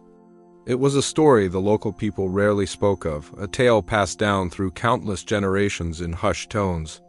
They called it the mouth in the walls. The legend says that long ago, when the city was at its peak, a strange entity came to inhabit the clay pits where the bricks for the city were made. It was a creature of sound and shadow, formless and ancient. It didn't consume flesh or blood, it fed on secrets. According to the legend, this being merged with the clay. As the bricks were fired and laid, the creature became part of the city itself, spreading its consciousness through the walls of the homes. It was a silent observer, a hidden listener in every room. During the day, it was dormant, absorbing the sounds of life, the chatter of families, the arguments of merchants, the lullabies sung to children. It listened to every word, every promise, every confession. But when night fell, the city would fall silent and the creature would awaken. This is where the story takes a truly terrifying turn. The mouth in the walls would begin to speak. It would repeat the conversations it had heard during the day, but not as they were spoken. The whispers that emanated from the walls were distorted, twisted. A declaration of love would be echoed back as a taunt. A private worry would be broadcast as a public mockery. The creature would mix conversations, splicing words from one family's argument into another's tender moment, creating chaos and paranoia. Imagine lying in your bed, in the pitch dark, and hearing your own private thoughts whispered back to you from the wall, but in a grotesque, mocking tone. You'd hear your neighbor's secrets intertwined with your own. Trust began to erode. Families were torn apart by suspicion. Friendships dissolved into bitter accusations. The social fabric of the neighborhoods where this occurred began to unravel. People became afraid to speak in their own homes, resorting to writing on slate tablets, constantly looking over their shoulders. Terrified of the silent listener in the bricks, the residents tried everything. They tried to soundproof the walls with plaster and tapestries, but the whispers always found a way through. The sound wasn't just traveling through the air. It was resonating from the very core of the bricks. The psychological toll was immense. The constant, twisted playback of their lives drove some to madness. The legend speaks of a collective despair that fell over these parts of the city. Finally, they arrived at a desperate, chilling solution. If they couldn't escape the whispers, they would entomb them. One by one, families decided to abandon their homes. But they didn't just leave. In a solemn, fearful ritual, they sealed the doorways and windows with new layers of brick, permanently entombing the mouth and the walls. They walled them up from the outside, creating silent, windowless tombs in the middle of a bustling city. They believed that by cutting off the source of new sounds, the creature would starve and eventually fade away. This is where archaeology and legend collide in a truly unsettling way. Because during the excavations, archaeologists found several houses in Mohenjo-Daro with their doorways and windows completely and deliberately bricked up from the outside. There were no signs of structural collapse or any practical reason for this. It appeared as if the inhabitants had simply walked out one day and sealed the house shut behind them forever, leaving everything inside. These sealed houses are a genuine archaeological puzzle. Why would anyone do this? Conventional theories suggest ritual purposes or quarantine, but none fully explain the meticulous, permanent nature of the seals. Could the legend of the mouth in the walls hold the answer? Is it possible that what the archaeologists found was the physical evidence of this desperate act? The final, futile attempt of a terrified populace to silence the whispers that were tearing their world apart. To this day, some of these houses in Mohenjo-Daro remain sealed. Modern archaeological ethics often prevent the unsealing of such structures without a compelling reason, preserving their mysterious state. They stand as silent monuments, their secrets locked inside, so what was this acoustic anomaly? Modern science might suggest unique resonant frequencies in the specific clay and firing process, or a phenomenon known as whispering gallery waves, being accidentally incorporated into the architecture. These are plausible, rational explanations. But they don't account for the sheer terror described in the folklore or the extreme measure of sealing homes permanently. The story of the mouth in the walls is a powerful reminder that sometimes the most terrifying monsters are not the ones with teeth and claws, but the ones that steal our words, twist our truths, and turn us against each other. It's a story about the horror of lost privacy and the paranoia that can fester in a community when trust is broken. What do you think? Was this a real paranormal entity, a creature of sound living in the very bones of the city? Or is it a cautionary tale, a myth created to explain a bizarre natural phenomenon and the social anxiety it caused? The truth, like the whispers themselves, may be forever trapped inside those sealed brick walls of Mohenjo-Daro. The next time you feel a chill in a quiet room, listen closely. You never know who or what might be listening. Thanks for joining me on this journey into the ancient and unknown. If you enjoyed this story, be sure to hit that like button and subscribe for more mysteries from the depths of history. Let me know your theories in the comments below. Until next time, stay curious. Have you ever heard whispers from the windswept plains, tales carried on the icy gusts of the great Eurasian steppe? These aren't just stories of nomadic warriors or forgotten empires. They speak of something older, something colder, a legend so chilling it freezes the very words in your mouth. They call it the ice breather. Imagine the vast open grasslands under the sweltering summer sun. A herd of horses grazes peacefully, their coats shimmering with sweat. Suddenly, a strange stillness falls. The chirping of insects ceases. The air, just moments ago thick with heat, drops to a biting cold. A faint mist, impossibly out of place, begins to swirl across the ground. The horses raise their heads, their eyes wide with a primal terror they cannot comprehend. There's no roar, no visible predator, just an encroaching, unnatural frost. Then it happens. A wave of absolute zero washes over them. In an instant, the entire herd is frozen solid, captured in poses of panic and confusion. They stand like a grotesque gallery of ice sculptures, their manes stiff, their nostrils flared. The grass around them is shattered, cracked into bizarre patterns that look uncannily like the curve of a giant ribcage. But there are no footprints. No tracks of any kind? It's as if the winter god himself descended, took a single, deep breath, and vanished.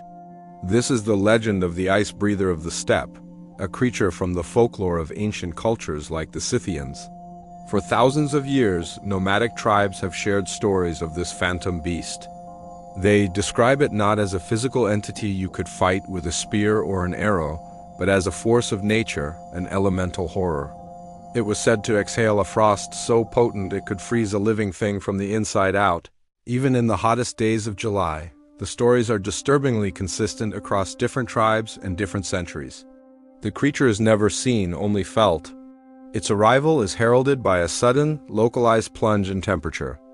Witnesses, those few who survived on the periphery of its attack, spoke of seeing their own breath turn to ice crystals before a wall of white mist rolled in. They described a sound, not of a roar, but of a million tiny icicles shattering at once. The aftermath was always the same, a field of frozen livestock, sometimes even people, and the strange, rib-like cracks in the earth. No blood, no struggle, just an eerie, silent tableau of death. What could possibly inspire such a terrifying and specific legend? Was it just a way for ancient people to explain the unexplainable, like a sudden, freak hailstorm or a flash freeze? Perhaps the steppe is a land of extremes where weather can turn on a dime. A sudden downdraft of supercooled air from the upper atmosphere could, theoretically, cause a rapid drop in temperature on the ground. This phenomenon, known as a microburst, can be violent and localized. But could it freeze an entire herd solid in seconds? And what about the cracked earth patterns? That's where the scientific explanations start to feel a little thin. Let's dive deeper into the lore. The Scythians, masterful horsemen who dominated the steppe for centuries, had a deep respect for the elements. Their shamans, it is said, could communicate with the spirits of the land. These shamans warned against camping in certain valleys or crossing particular plains, especially during the quiet heat of summer. They called these places the breathing grounds of the beast. They believed the ice breather was a guardian spirit, or perhaps a primordial entity, angered by the intrusion of humans and their herds. It didn't hunt for food. It purged the land, restoring a cold, sterile balance. Centuries later, archaeologists and explorers excavating Scythian burial mounds or kurgans have found things that add another layer of mystery to the legend. In the permafrost of the Altai Mountains, remarkably preserved bodies of Scythian nobles have been discovered. But other, more unsettling finds have been reported from the lower plains. Accounts from the 18th and 19th centuries speak of discoveries made by farmers and travelers. They would stumble upon entire sections of a riverbank or a patch of earth that, when dug into, revealed a mass of frozen animal bones. These weren't fossils. They were preserved remains. One particularly chilling account from a Russian surveyor in the 1880s describes finding a mummified horse, perfectly preserved in a block of what appeared to be eternally frozen mud, miles away from any permafrost zone. When his team managed to extract and examine the carcass, they found something truly bizarre. The horse's lungs had collapsed inward, shriveled and blackened as if they had been instantly desiccated and flash-frozen. The report noted it was as if winter itself had inhaled the very life from its chest. This detail is terrifyingly close to the ancient legends. It wasn't just freezing. It was a violent, internal implosion caused by an impossible cold. So we're left with a puzzle. On one hand, we have a compelling myth, a boogeyman of the grasslands created to explain natural phenomena. On the other, we have these strange anecdotal findings and the sheer persistence and detail of the legend itself. Could there be something more to it? Let's consider some speculative science. What if the ice breather wasn't a living creature in the biological sense? What if it was a geological or atmospheric phenomenon we don't yet fully understand? The steppe covers a vast and complex underground system. Perhaps there are massive underground deposits of a gas like liquid nitrogen or methane that, under specific pressure conditions, could erupt to the surface. A sudden depressurization of a huge volume of compressed, supercooled gas would instantly absorb all heat from the surrounding environment. This would create a localized flash freeze, dropping temperatures to hundreds of degrees below zero in a split second. It would be silent, deadly, and leave no tracks. The gas would dissipate quickly, leaving only the frozen victims and maybe, just maybe, causing the moisture-saturated ground to crack in strange, geometric patterns as it rapidly froze and thawed. A cloud of this expanding gas would look like a swirling mist. The sound could be the cry of the air itself cracking under the sudden temperature change. This gas vent theory fits the descriptions remarkably well. The collapsed lungs. Rapid freezing of the air inside the body would cause the volume to decrease dramatically, potentially creating a vacuum effect that could cause such damage. This theory transforms the ice breather from a mythical monster into a natural, albeit terrifying, hazard. It becomes a kind of geological dragon, sleeping beneath the earth and occasionally exhaling a frosty, fatal breath. The breathing grounds mentioned by the shamans might have been areas known for this geological instability. Their spiritual warnings were, in fact, practical, life-saving advice based on generations of observation. The legend serves as a powerful reminder of how our ancestors interpreted the world. Without the language of geology or atmospheric science, they used the language they had, the language of spirits, monsters, and epic tales. The ice breather was their name for a deadly force they couldn't see or fight, a power that commanded the ultimate respect. It was a story told around the campfire, a warning to their children to respect the land and its hidden dangers. Today, the Great Steppes are crisscrossed with roads, railways, and gas pipelines. The nomadic way of life has faded, and with it many of the old stories, but the land itself remains. It is still a place of vast horizons, extreme weather, and deep mysteries. And who knows what still lies sleeping beneath those endless plains? The next time you feel a sudden, inexplicable chill on a warm day, maybe it's just the wind. Or maybe, just maybe, it's a faint, distant echo of the ice breather's sigh. The legend endures because it speaks to a fundamental human fear, the fear of a power so immense and impersonal that we are utterly helpless before it. It's the cold, indifferent force of nature itself, given a name and a story. Thanks so much for joining me on this journey into the frozen heart of steppe legend. If you enjoy exploring the strange and fascinating line between myth and reality, be sure to hit that like button and subscribe for more deep dives into the world's greatest mysteries. Let me know in the comments what you think is the ice breather, a monster, a myth, or a misunderstood natural wonder. See you next time. Have you heard of Göbekli Tepe? It's this incredible archaeological site in Turkey that completely rewrote our history books.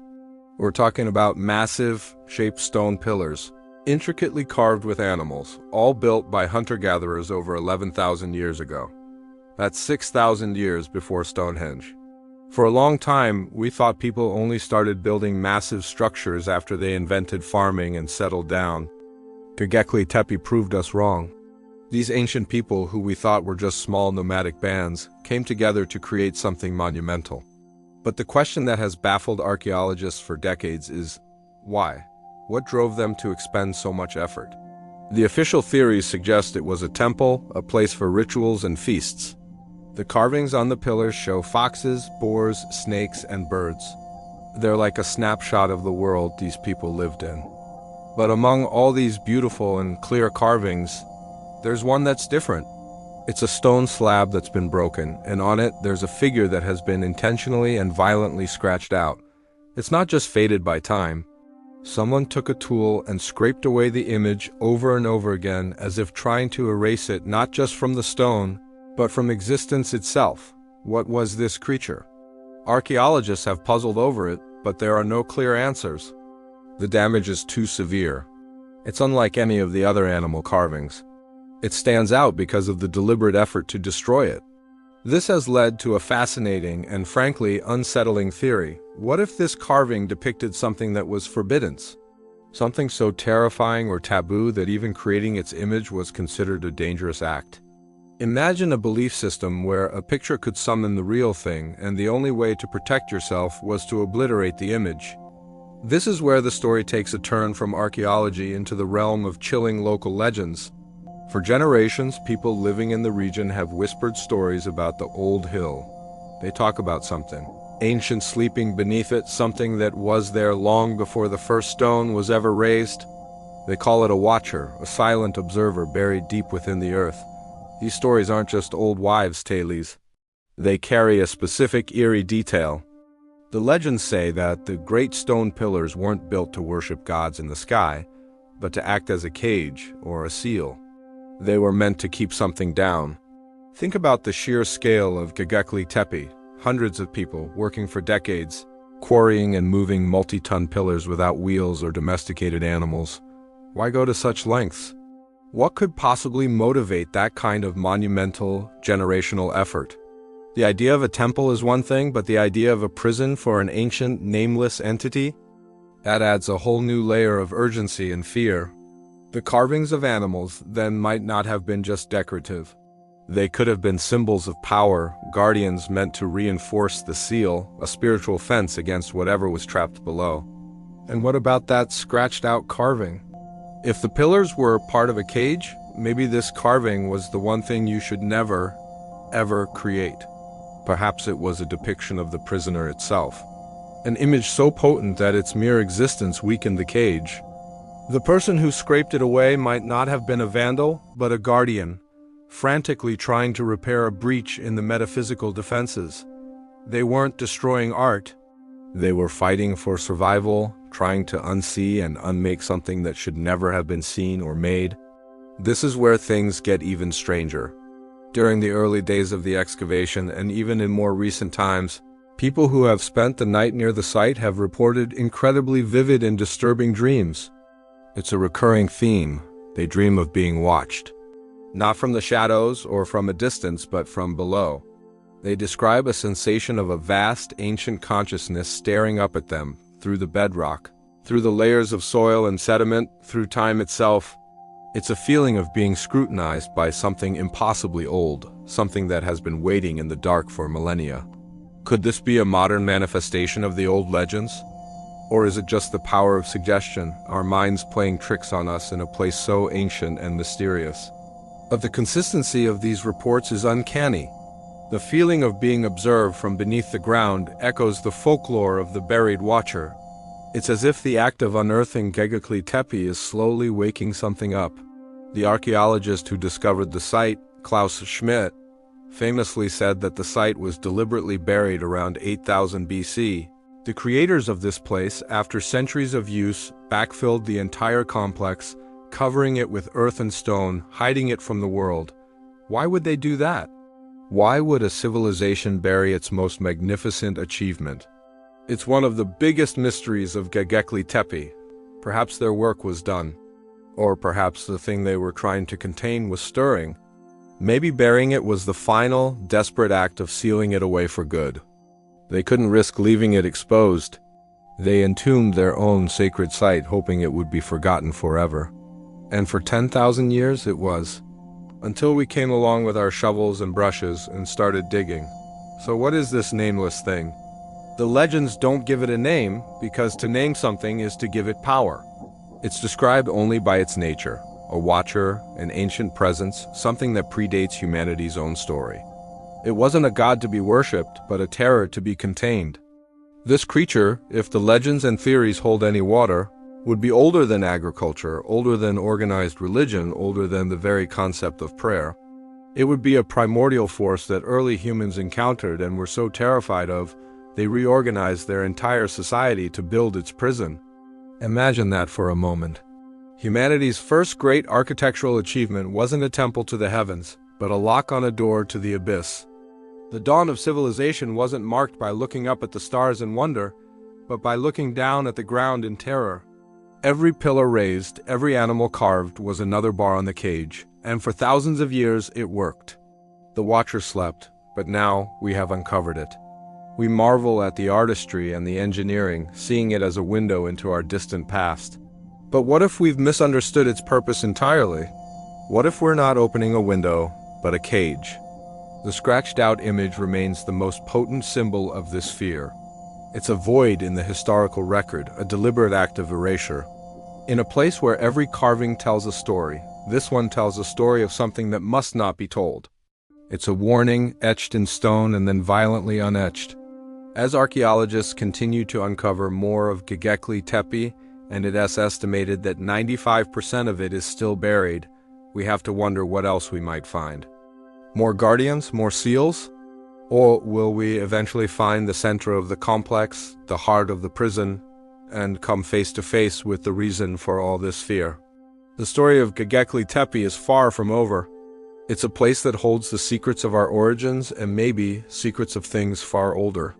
The next time you see pictures of those beautiful, mysterious pillars, remember the scratched-out stone, the local legends of the Watcher, and the dreams of being observed from below.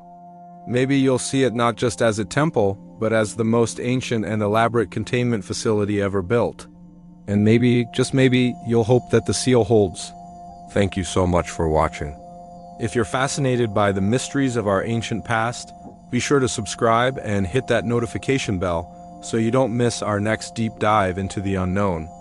What do you think is buried beneath Göbekli Tepe? Let me know your theories in the comments below. Stay curious and see you next time.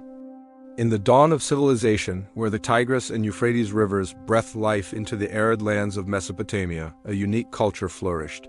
These were the Marsh Arabs, the Maiden, people who built their entire world upon the shimmering waters and swaying reeds.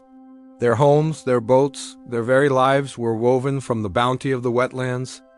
But within this cradle of life, a shadow lurked, a story whispered from one generation to the next, a tale of a creature born from the marsh itself.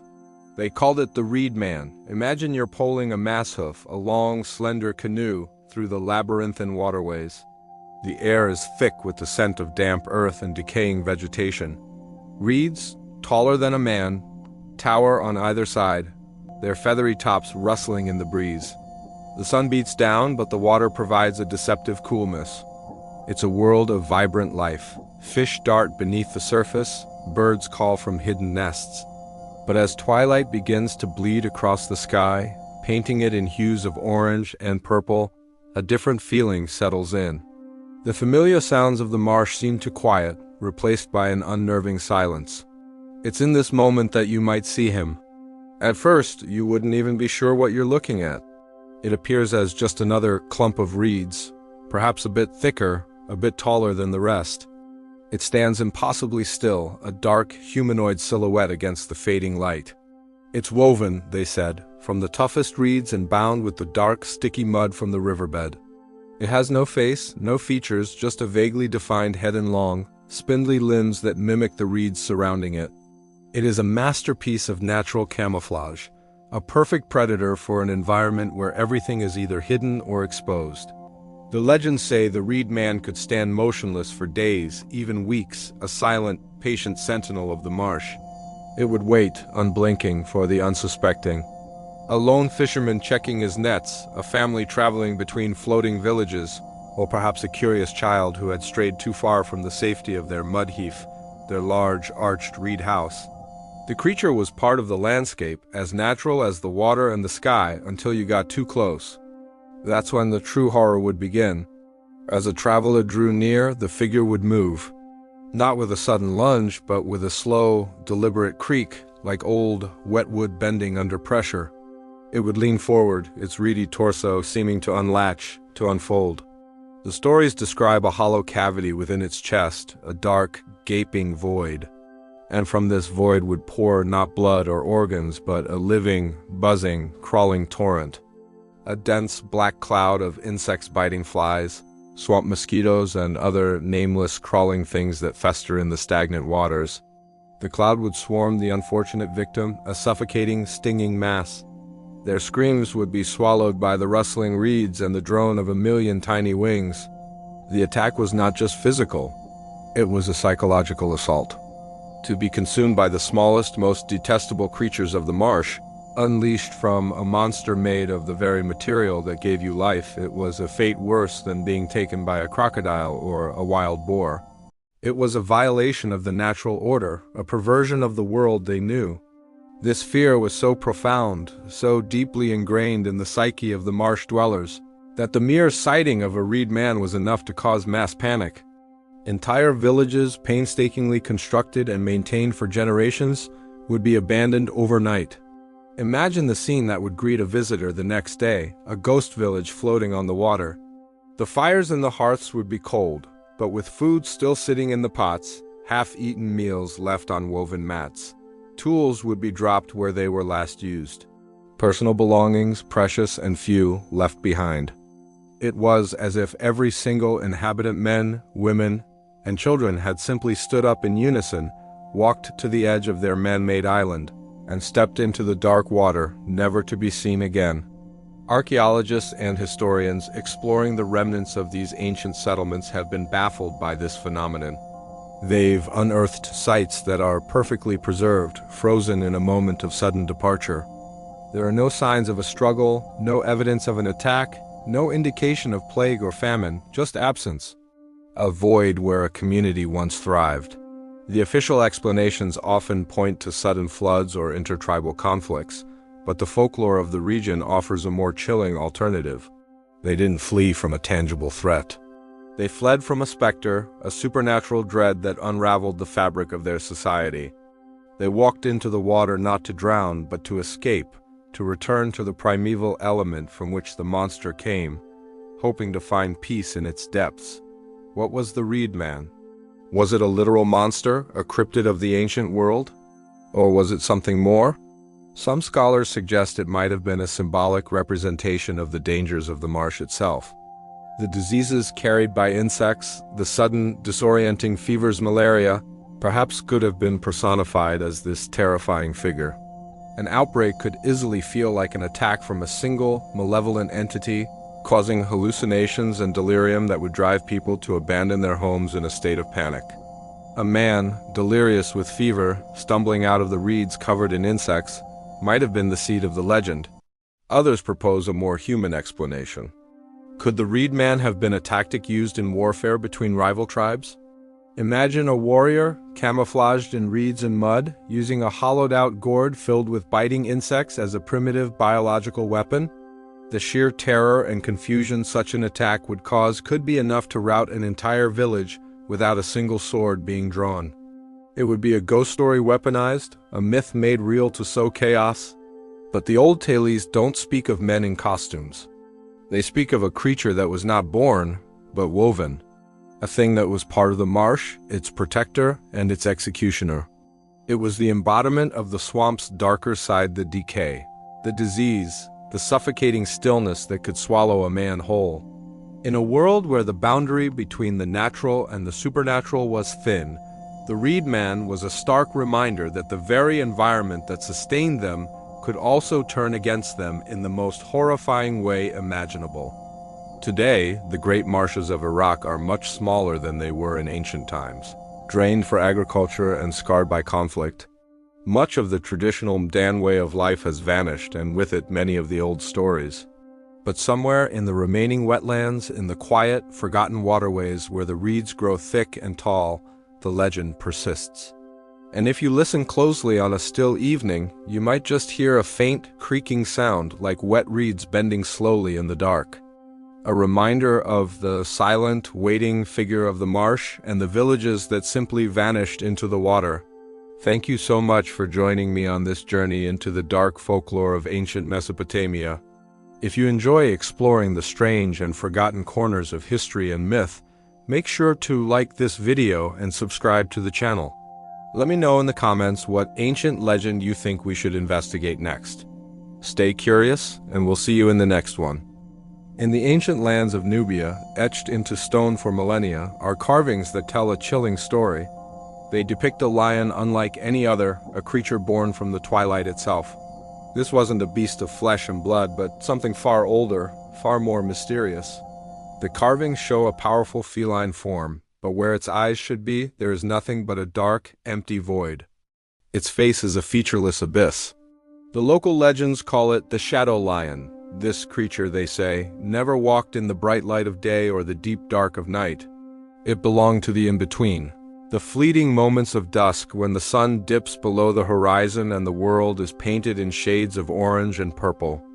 As it padded silently across the savannah, its body cast shadows, but these shadows had a life of their own. They danced and writhed, stretching and contracting in ways that defied the setting sun, moving independently of the beast that cast them. Imagine seeing that a lion whose shadow is not one, but many, each a wriggling separate entity. It's a sight that would freeze the blood in your veins. The legends are filled with cautionary tales of brave and perhaps foolish hunters. Drawn by the mystery of the creature, they would track it as it emerged at dusk. They followed the lion with its swirling, living shadows, convinced they were on the verge of a legendary prize. But none who followed the shadow lion ever returned the same. They would stumble back into their villages days later, not physically harmed, but fundamentally broken. Their eyes would be wide with an unspeakable terror, their mouths agape as if to scream, but no sound would ever come out.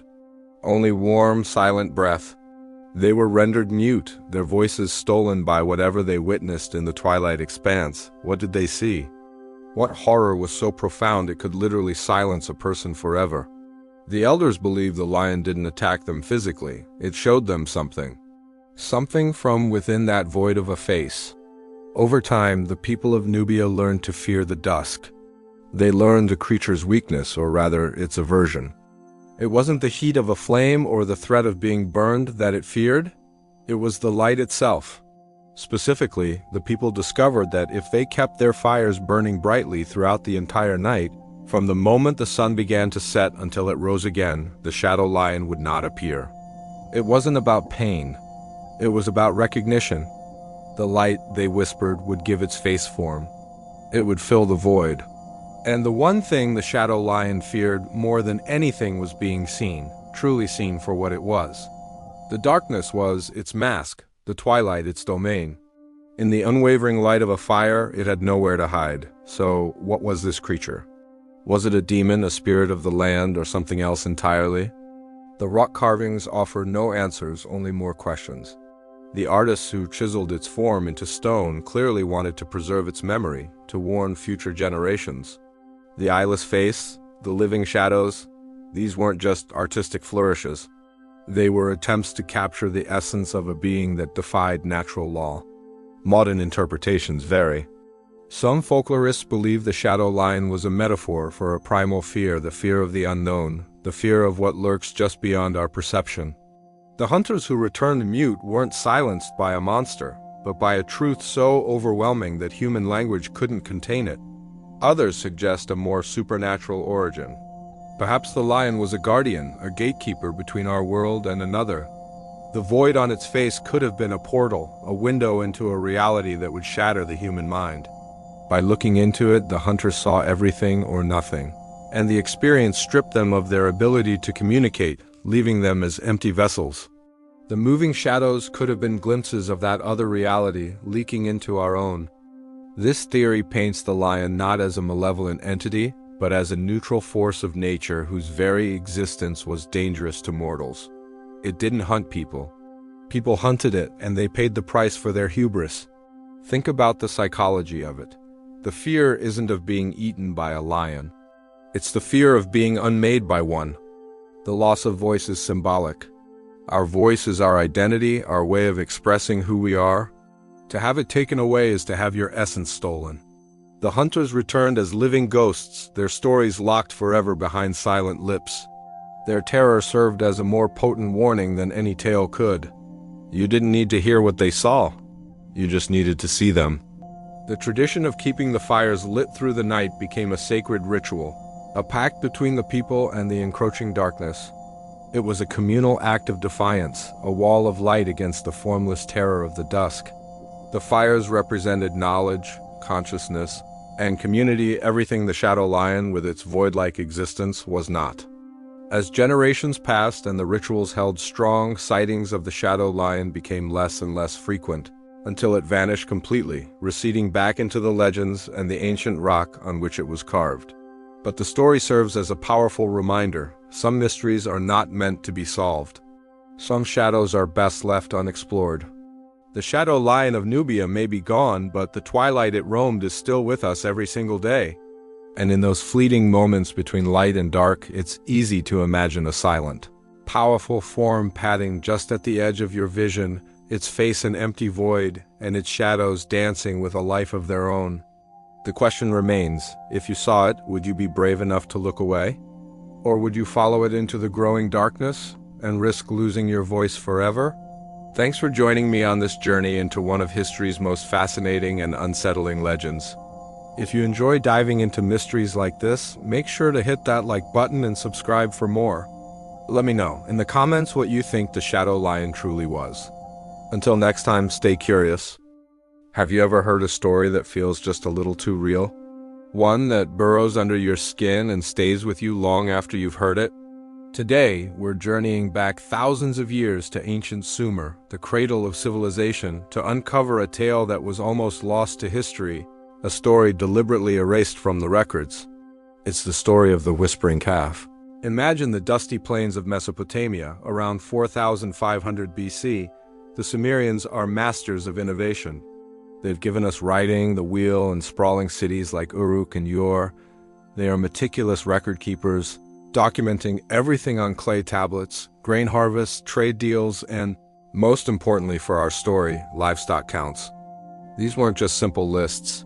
They were the lifeblood of their economy, detailed accounts of every sheep, goat, and cow that sustained their society. Archaeologists have unearthed thousands of these tablets. Most are mundane, exactly what you'd expect from ancient accountants. But among these endless columns of numbers and symbols, a strange anomaly was discovered. A single, erased line. On a perfectly ordinary livestock tally, someone had inscribed a phrase and then with great effort tried to scratch it away. But clay, once fired, holds its secrets well. Under careful examination, the ghostly words became clear. The calf that speaks at night. This wasn't a one-off discovery. As researchers sifted through more archives, they found scattered, hushed references to this same creature. Furtive mentions in private letters, fragmented warnings on broken pottery. A picture began to form, pieced together from whispers across millennia. The story wasn't about a divine animal or a celebrated marvel. It was about a source of profound fear. According to these pieced-together accounts, a particular calf was born, seemingly normal in every way but one. As darkness fell over the farmlands, it would begin to speak. Not in moos or bellows, but in soft, sibilant whispers that sounded eerily human. Local farmers and herders were the first to notice. Huddled around their fires, they would hear it, a quiet voice drifting from the cattle pens, carried on the night wind. Curiosity, as it always does, got the better of some. They would creep closer, trying to make out the words. And what they heard chilled them to the bone. The calf wasn't speaking nonsense. It was whispering names. Specifically, the names of the dead. It would call out for mothers, fathers, brothers, and children who had long since passed into the Sumerian underworld. The whispers were described as intimate, personal, filled with forgotten memories and shared secrets that only a loved one could possibly know. Imagine the temptation. You've lost someone dear to you, and suddenly you hear their name spoken with such familiarity in the dead of night. It would be almost impossible to resist, to not want to hear more, to feel that connection one last time. People would listen for hours, mesmerized, drawn into the phantom conversations. But this connection came at a terrible price. A chilling pattern began to emerge. Anyone who spent too much time listening to the calf, anyone who truly gave themselves over to its whispers, would change. They would become distant, their eyes vacant. They would stop responding to the voices of the living. Their families would call their names, but they would show no sign of recognition. It was as if the whispers of the dead had deafened them to the world of the living, trapping them in a silent world of memory and grief. They weren't physically harmed, but their spirit, their connection to the community, was severed completely. They were shells, lost in an eternal echo. The fear this created was palpable. This wasn't a monster that ripped and tore. It was something far more insidious. It preyed on love and loss, turning the deepest human emotions into a weapon. The community elders, the priests, they knew they had to act. This whispering calf was a threat to the very fabric of their society, which was built on communication, family, and shared life. So what happened to the calf? The records are deliberately obscure, as if detailing its fate was too dangerous. We can only speculate. Was it quietly slaughtered? Was it driven out into the wilderness to die? Or was it part of some dark ritual, an attempt to silence the voices it channeled? We simply don't know. What we do know is that a concerted effort was made to erase it from history. This brings us back to that clay tablet, the one where the warning was scratched out so violently. An archaeologist who studied it described the marks as frantic, almost desperate. It wasn't a neat, methodical erasure of a scribe correcting a mistake. It was the act of someone trying to claw a memory out of existence, someone who had written the words, and instantly regretted it as if merely writing them down had brought the terror flooding back. The scribe wasn't just erasing a line of text. They were trying to unremember. This story raises so many questions. Was the calf a biological anomaly? A divine messenger? Or a demonic entity feeding on sorrow? The Sumerians had a complex belief system filled with gods, demons, and spirits that walked among them. The line between the natural and supernatural was incredibly thin.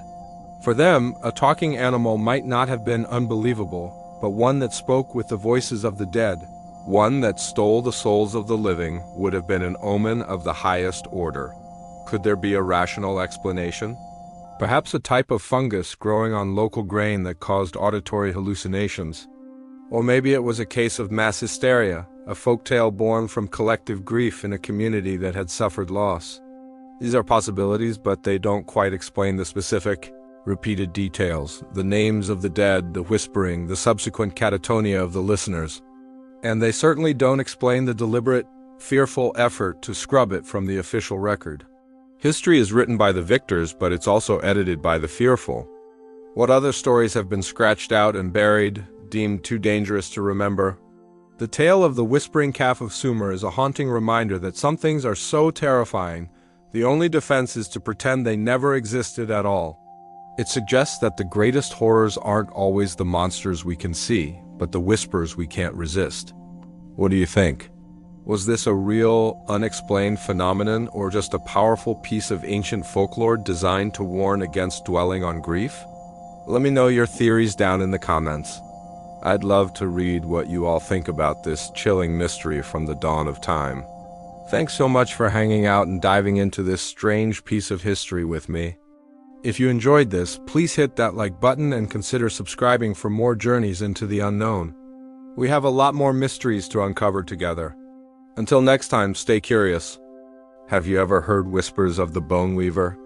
Not in any official history book, but in the hushed tales passed down through generations along the banks of China's Yellow River. This isn't your typical ghost story. This is something far more ancient, something tangible and deeply unsettling.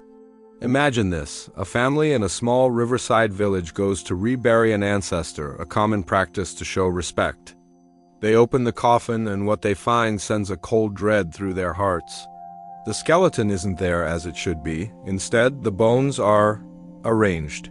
The ribs are braided together like a macabre basket. The finger bones are linked into a delicate, horrifying chain. The skull sits perfectly in the center, an empty monarch on a throne of woven bone. This is the work of the Bone Weaver. According to fragmented burial records and the stories of village elders, this creature isn't a spirit. It's a physical being said to dwell deep within the river's thick, yellow silt. It's described not as a monster of flesh and blood, but as something that builds itself from the remains of others. It's a scavenger of the dead, driven by a bizarre, unknowable instinct. Think about the Yellow River, the cradle of Chinese civilization. For thousands of years, it has given life, but it has also taken it. Floods were a constant, devastating reality. Entire villages could be washed away overnight, their cemeteries swallowed by the churning water. This is where the Bone Weaver thrives. The old stories claim the creature is dormant in the riverbed, a collector. It lies in wait, and when the waters unearth the dead, it begins its work. It doesn't discriminate. It gathers the bones of soldiers, farmers, nobles, and children, taking them back to its silty lair. There, in the dark, cold depths, it meticulously sorts and weaves. Why? What is its purpose? The elders believed it was trying to build a new body for itself. Not to live again, but to create a perfect eternal form. A form made from the strongest, purest pieces of humanity it could find. Each bone is a thread in its grand, terrifying tapestry. It seeks the sturdiest femurs, the most delicate ribs, the most intact skulls. This leads us to the most disturbing part of the legend, the walking dead. But these aren't zombies or resurrected spirits. The tales describe something far more mechanical, more organized. After a major flood, as the waters receded, villagers would sometimes see them. Along the muddy banks, skeletal figures would rise. They didn't shamble or groan. They moved with a silent, eerie purpose. These weren't individual skeletons. They were amalgams, composite beings constructed by the weaver. One might have the legs of a tall man, the torso of a woman, and the arms of a child, all woven together with sinewy, dried ligaments from the riverbed. They walked not with life, but with a kind of grim animation, as if the weaver itself was puppeteering its creations. The folklore says they weren't hostile, they were simply active. They would walk the shoreline, gathering more bones that the flood had exposed, taking them back to the river's edge, and then disappearing back into the murky water. They were the weaver's workers, its silent, skeletal servants, expanding the collection. The sight was so terrifying, so profoundly unnatural, that it left a permanent scar on the local culture. People became desperate to protect their deceased loved ones from this fate. How do you stop a creature that lives in the river from claiming your ancestors?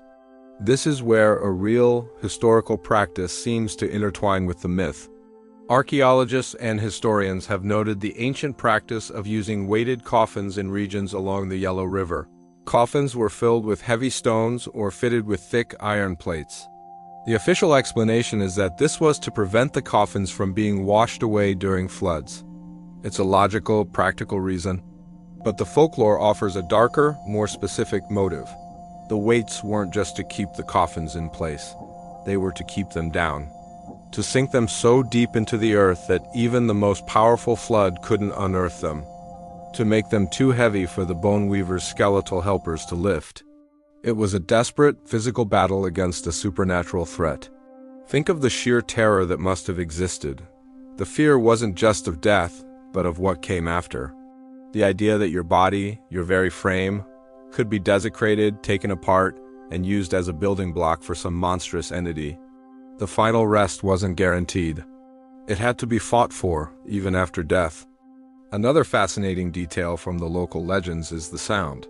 It was said that on quiet nights, if you put your ear to the ground near the river, you could sometimes hear a faint, rhythmic clicking, a sound like stones being gently tapped together or like dry twigs snapping in a slow, deliberate pattern. This, they said, was the sound of the weaver at its work, the sound of bone meeting bone in the darkness below. Over the centuries, as flood control improved and burial practices changed, the stories of the bone weaver began to fade. They became cautionary tales for children, whispered ghost stories around a campfire. The creature retreated from belief into the realm of folklore, but the evidence remains, both in the strange archaeological finds and in the cultural memory of the people who live along the river. Were the woven skeletons just a bizarre natural phenomenon? Perhaps shifting earth and water pressure could rearrange bones in strange ways over time. It's possible, but could it braid ribs? Could it link vertebrae into a perfect, articulated spine made from 3 different people? Science struggles to explain the meticulous, almost artistic arrangement described in the old records. The legend of the bone weaver of the Yellow River taps into a primal fear, the fear of our physical bodies being violated after death. It's a story about the raw power of nature, the mysteries hidden beneath the water, and the desperate measures people will take to protect the sanctity of their dead. It reminds us that for much of human history, the world was a far more mysterious and terrifying place, where the line between the natural and the supernatural was as murky and shifting as the river itself. So the next time you see a wide, muddy river, think about what might lie beneath the surface. Beyond the fish and the stones and the deep, ancient silt, maybe something is still there, something patient, something that collects and sorts and waits for the water to rise, ready to continue its timeless, chilling work. The work of weaving. Thank you so much for joining me on this journey into the unknown. If you enjoyed this story, don't forget to like, subscribe, and hit that notification bell so you don't miss our next exploration into the world's darkest legends. Until next time, stay curious.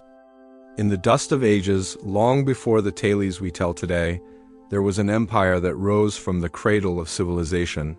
Akkad, its cities were marvels of bronze and clay. Its armies were unstoppable, and its kings declared themselves gods. But within the shadows of its grand ziggurats and bustling markets, the scribes, the keepers of history, whispered of a terror that didn't hunger for flesh or blood. They wrote of a creature born from ruin, a being that fed on the very memory of what was lost. They called it the Ash-Eater.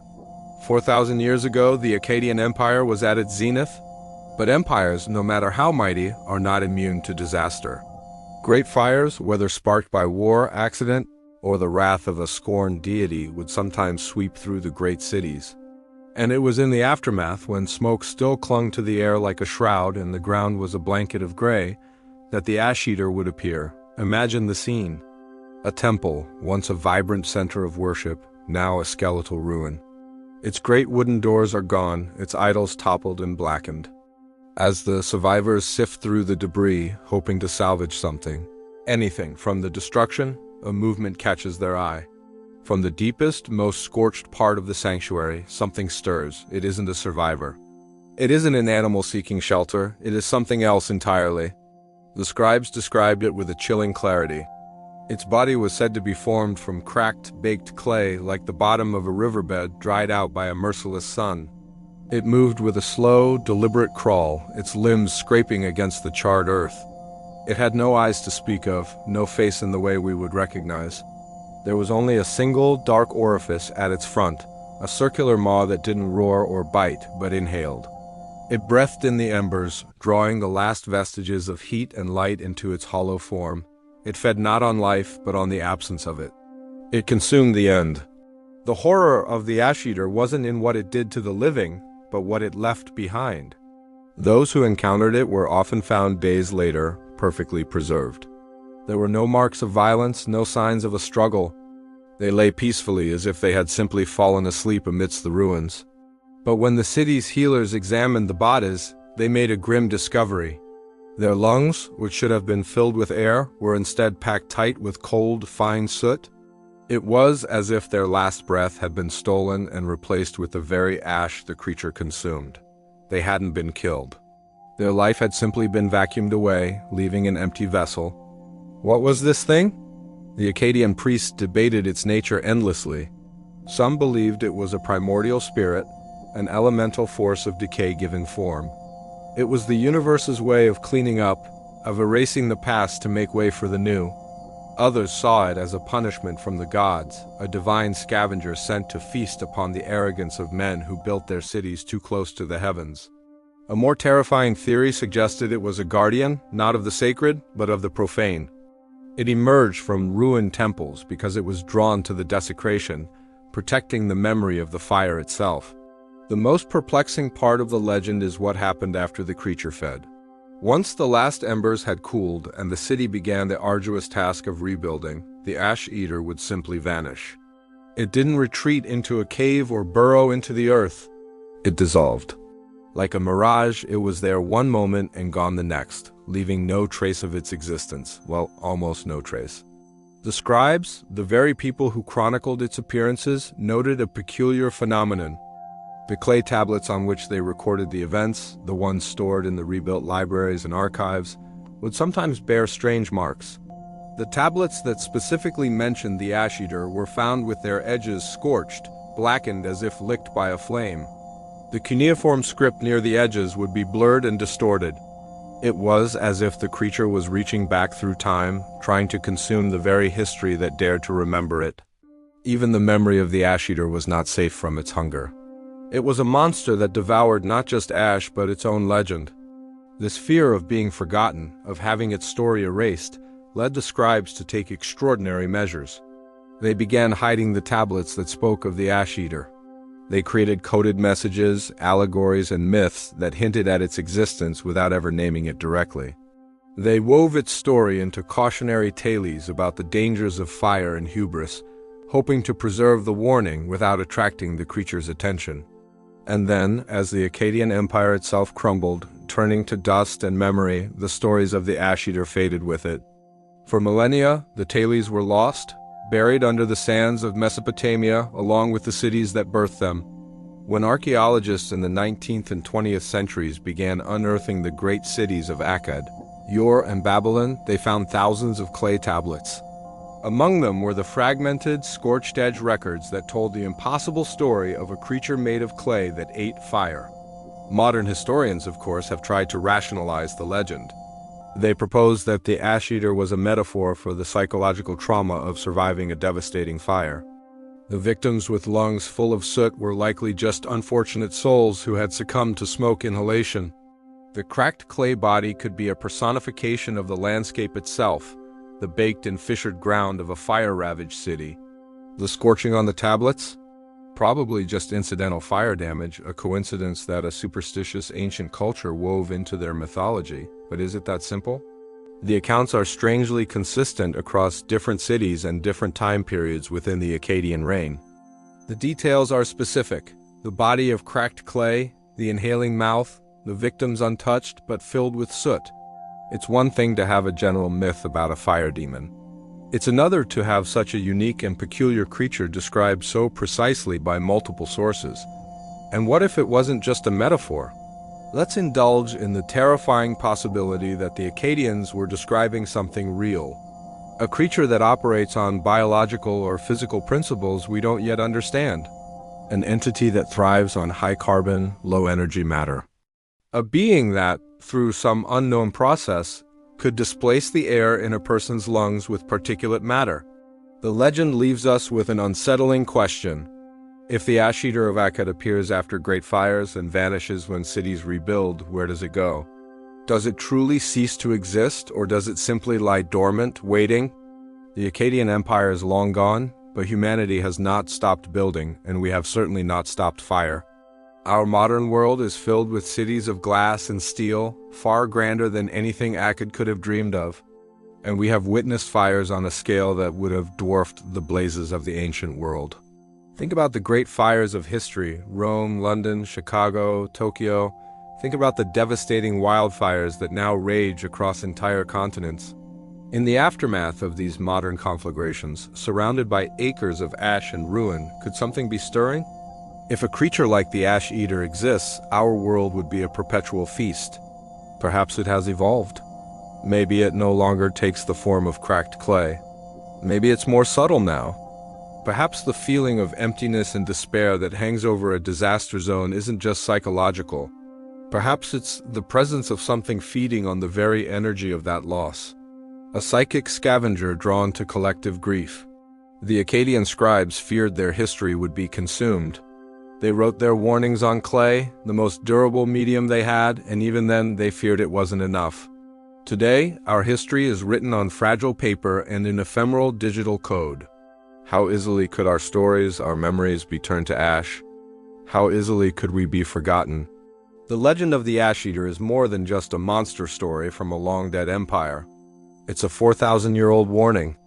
A reminder that some things don't want to be remembered, and that from the ashes of our greatest achievements, the forces of oblivion may be waiting to take their first breath. Thanks for joining us on this journey into the ancient world's darkest corners. If you enjoy exploring the myths and monsters that lurk in the shadows of history, be sure to like this video and subscribe to our channel for more. Let us know in the comments what ancient terror you want us to uncover next. Until then, stay curious.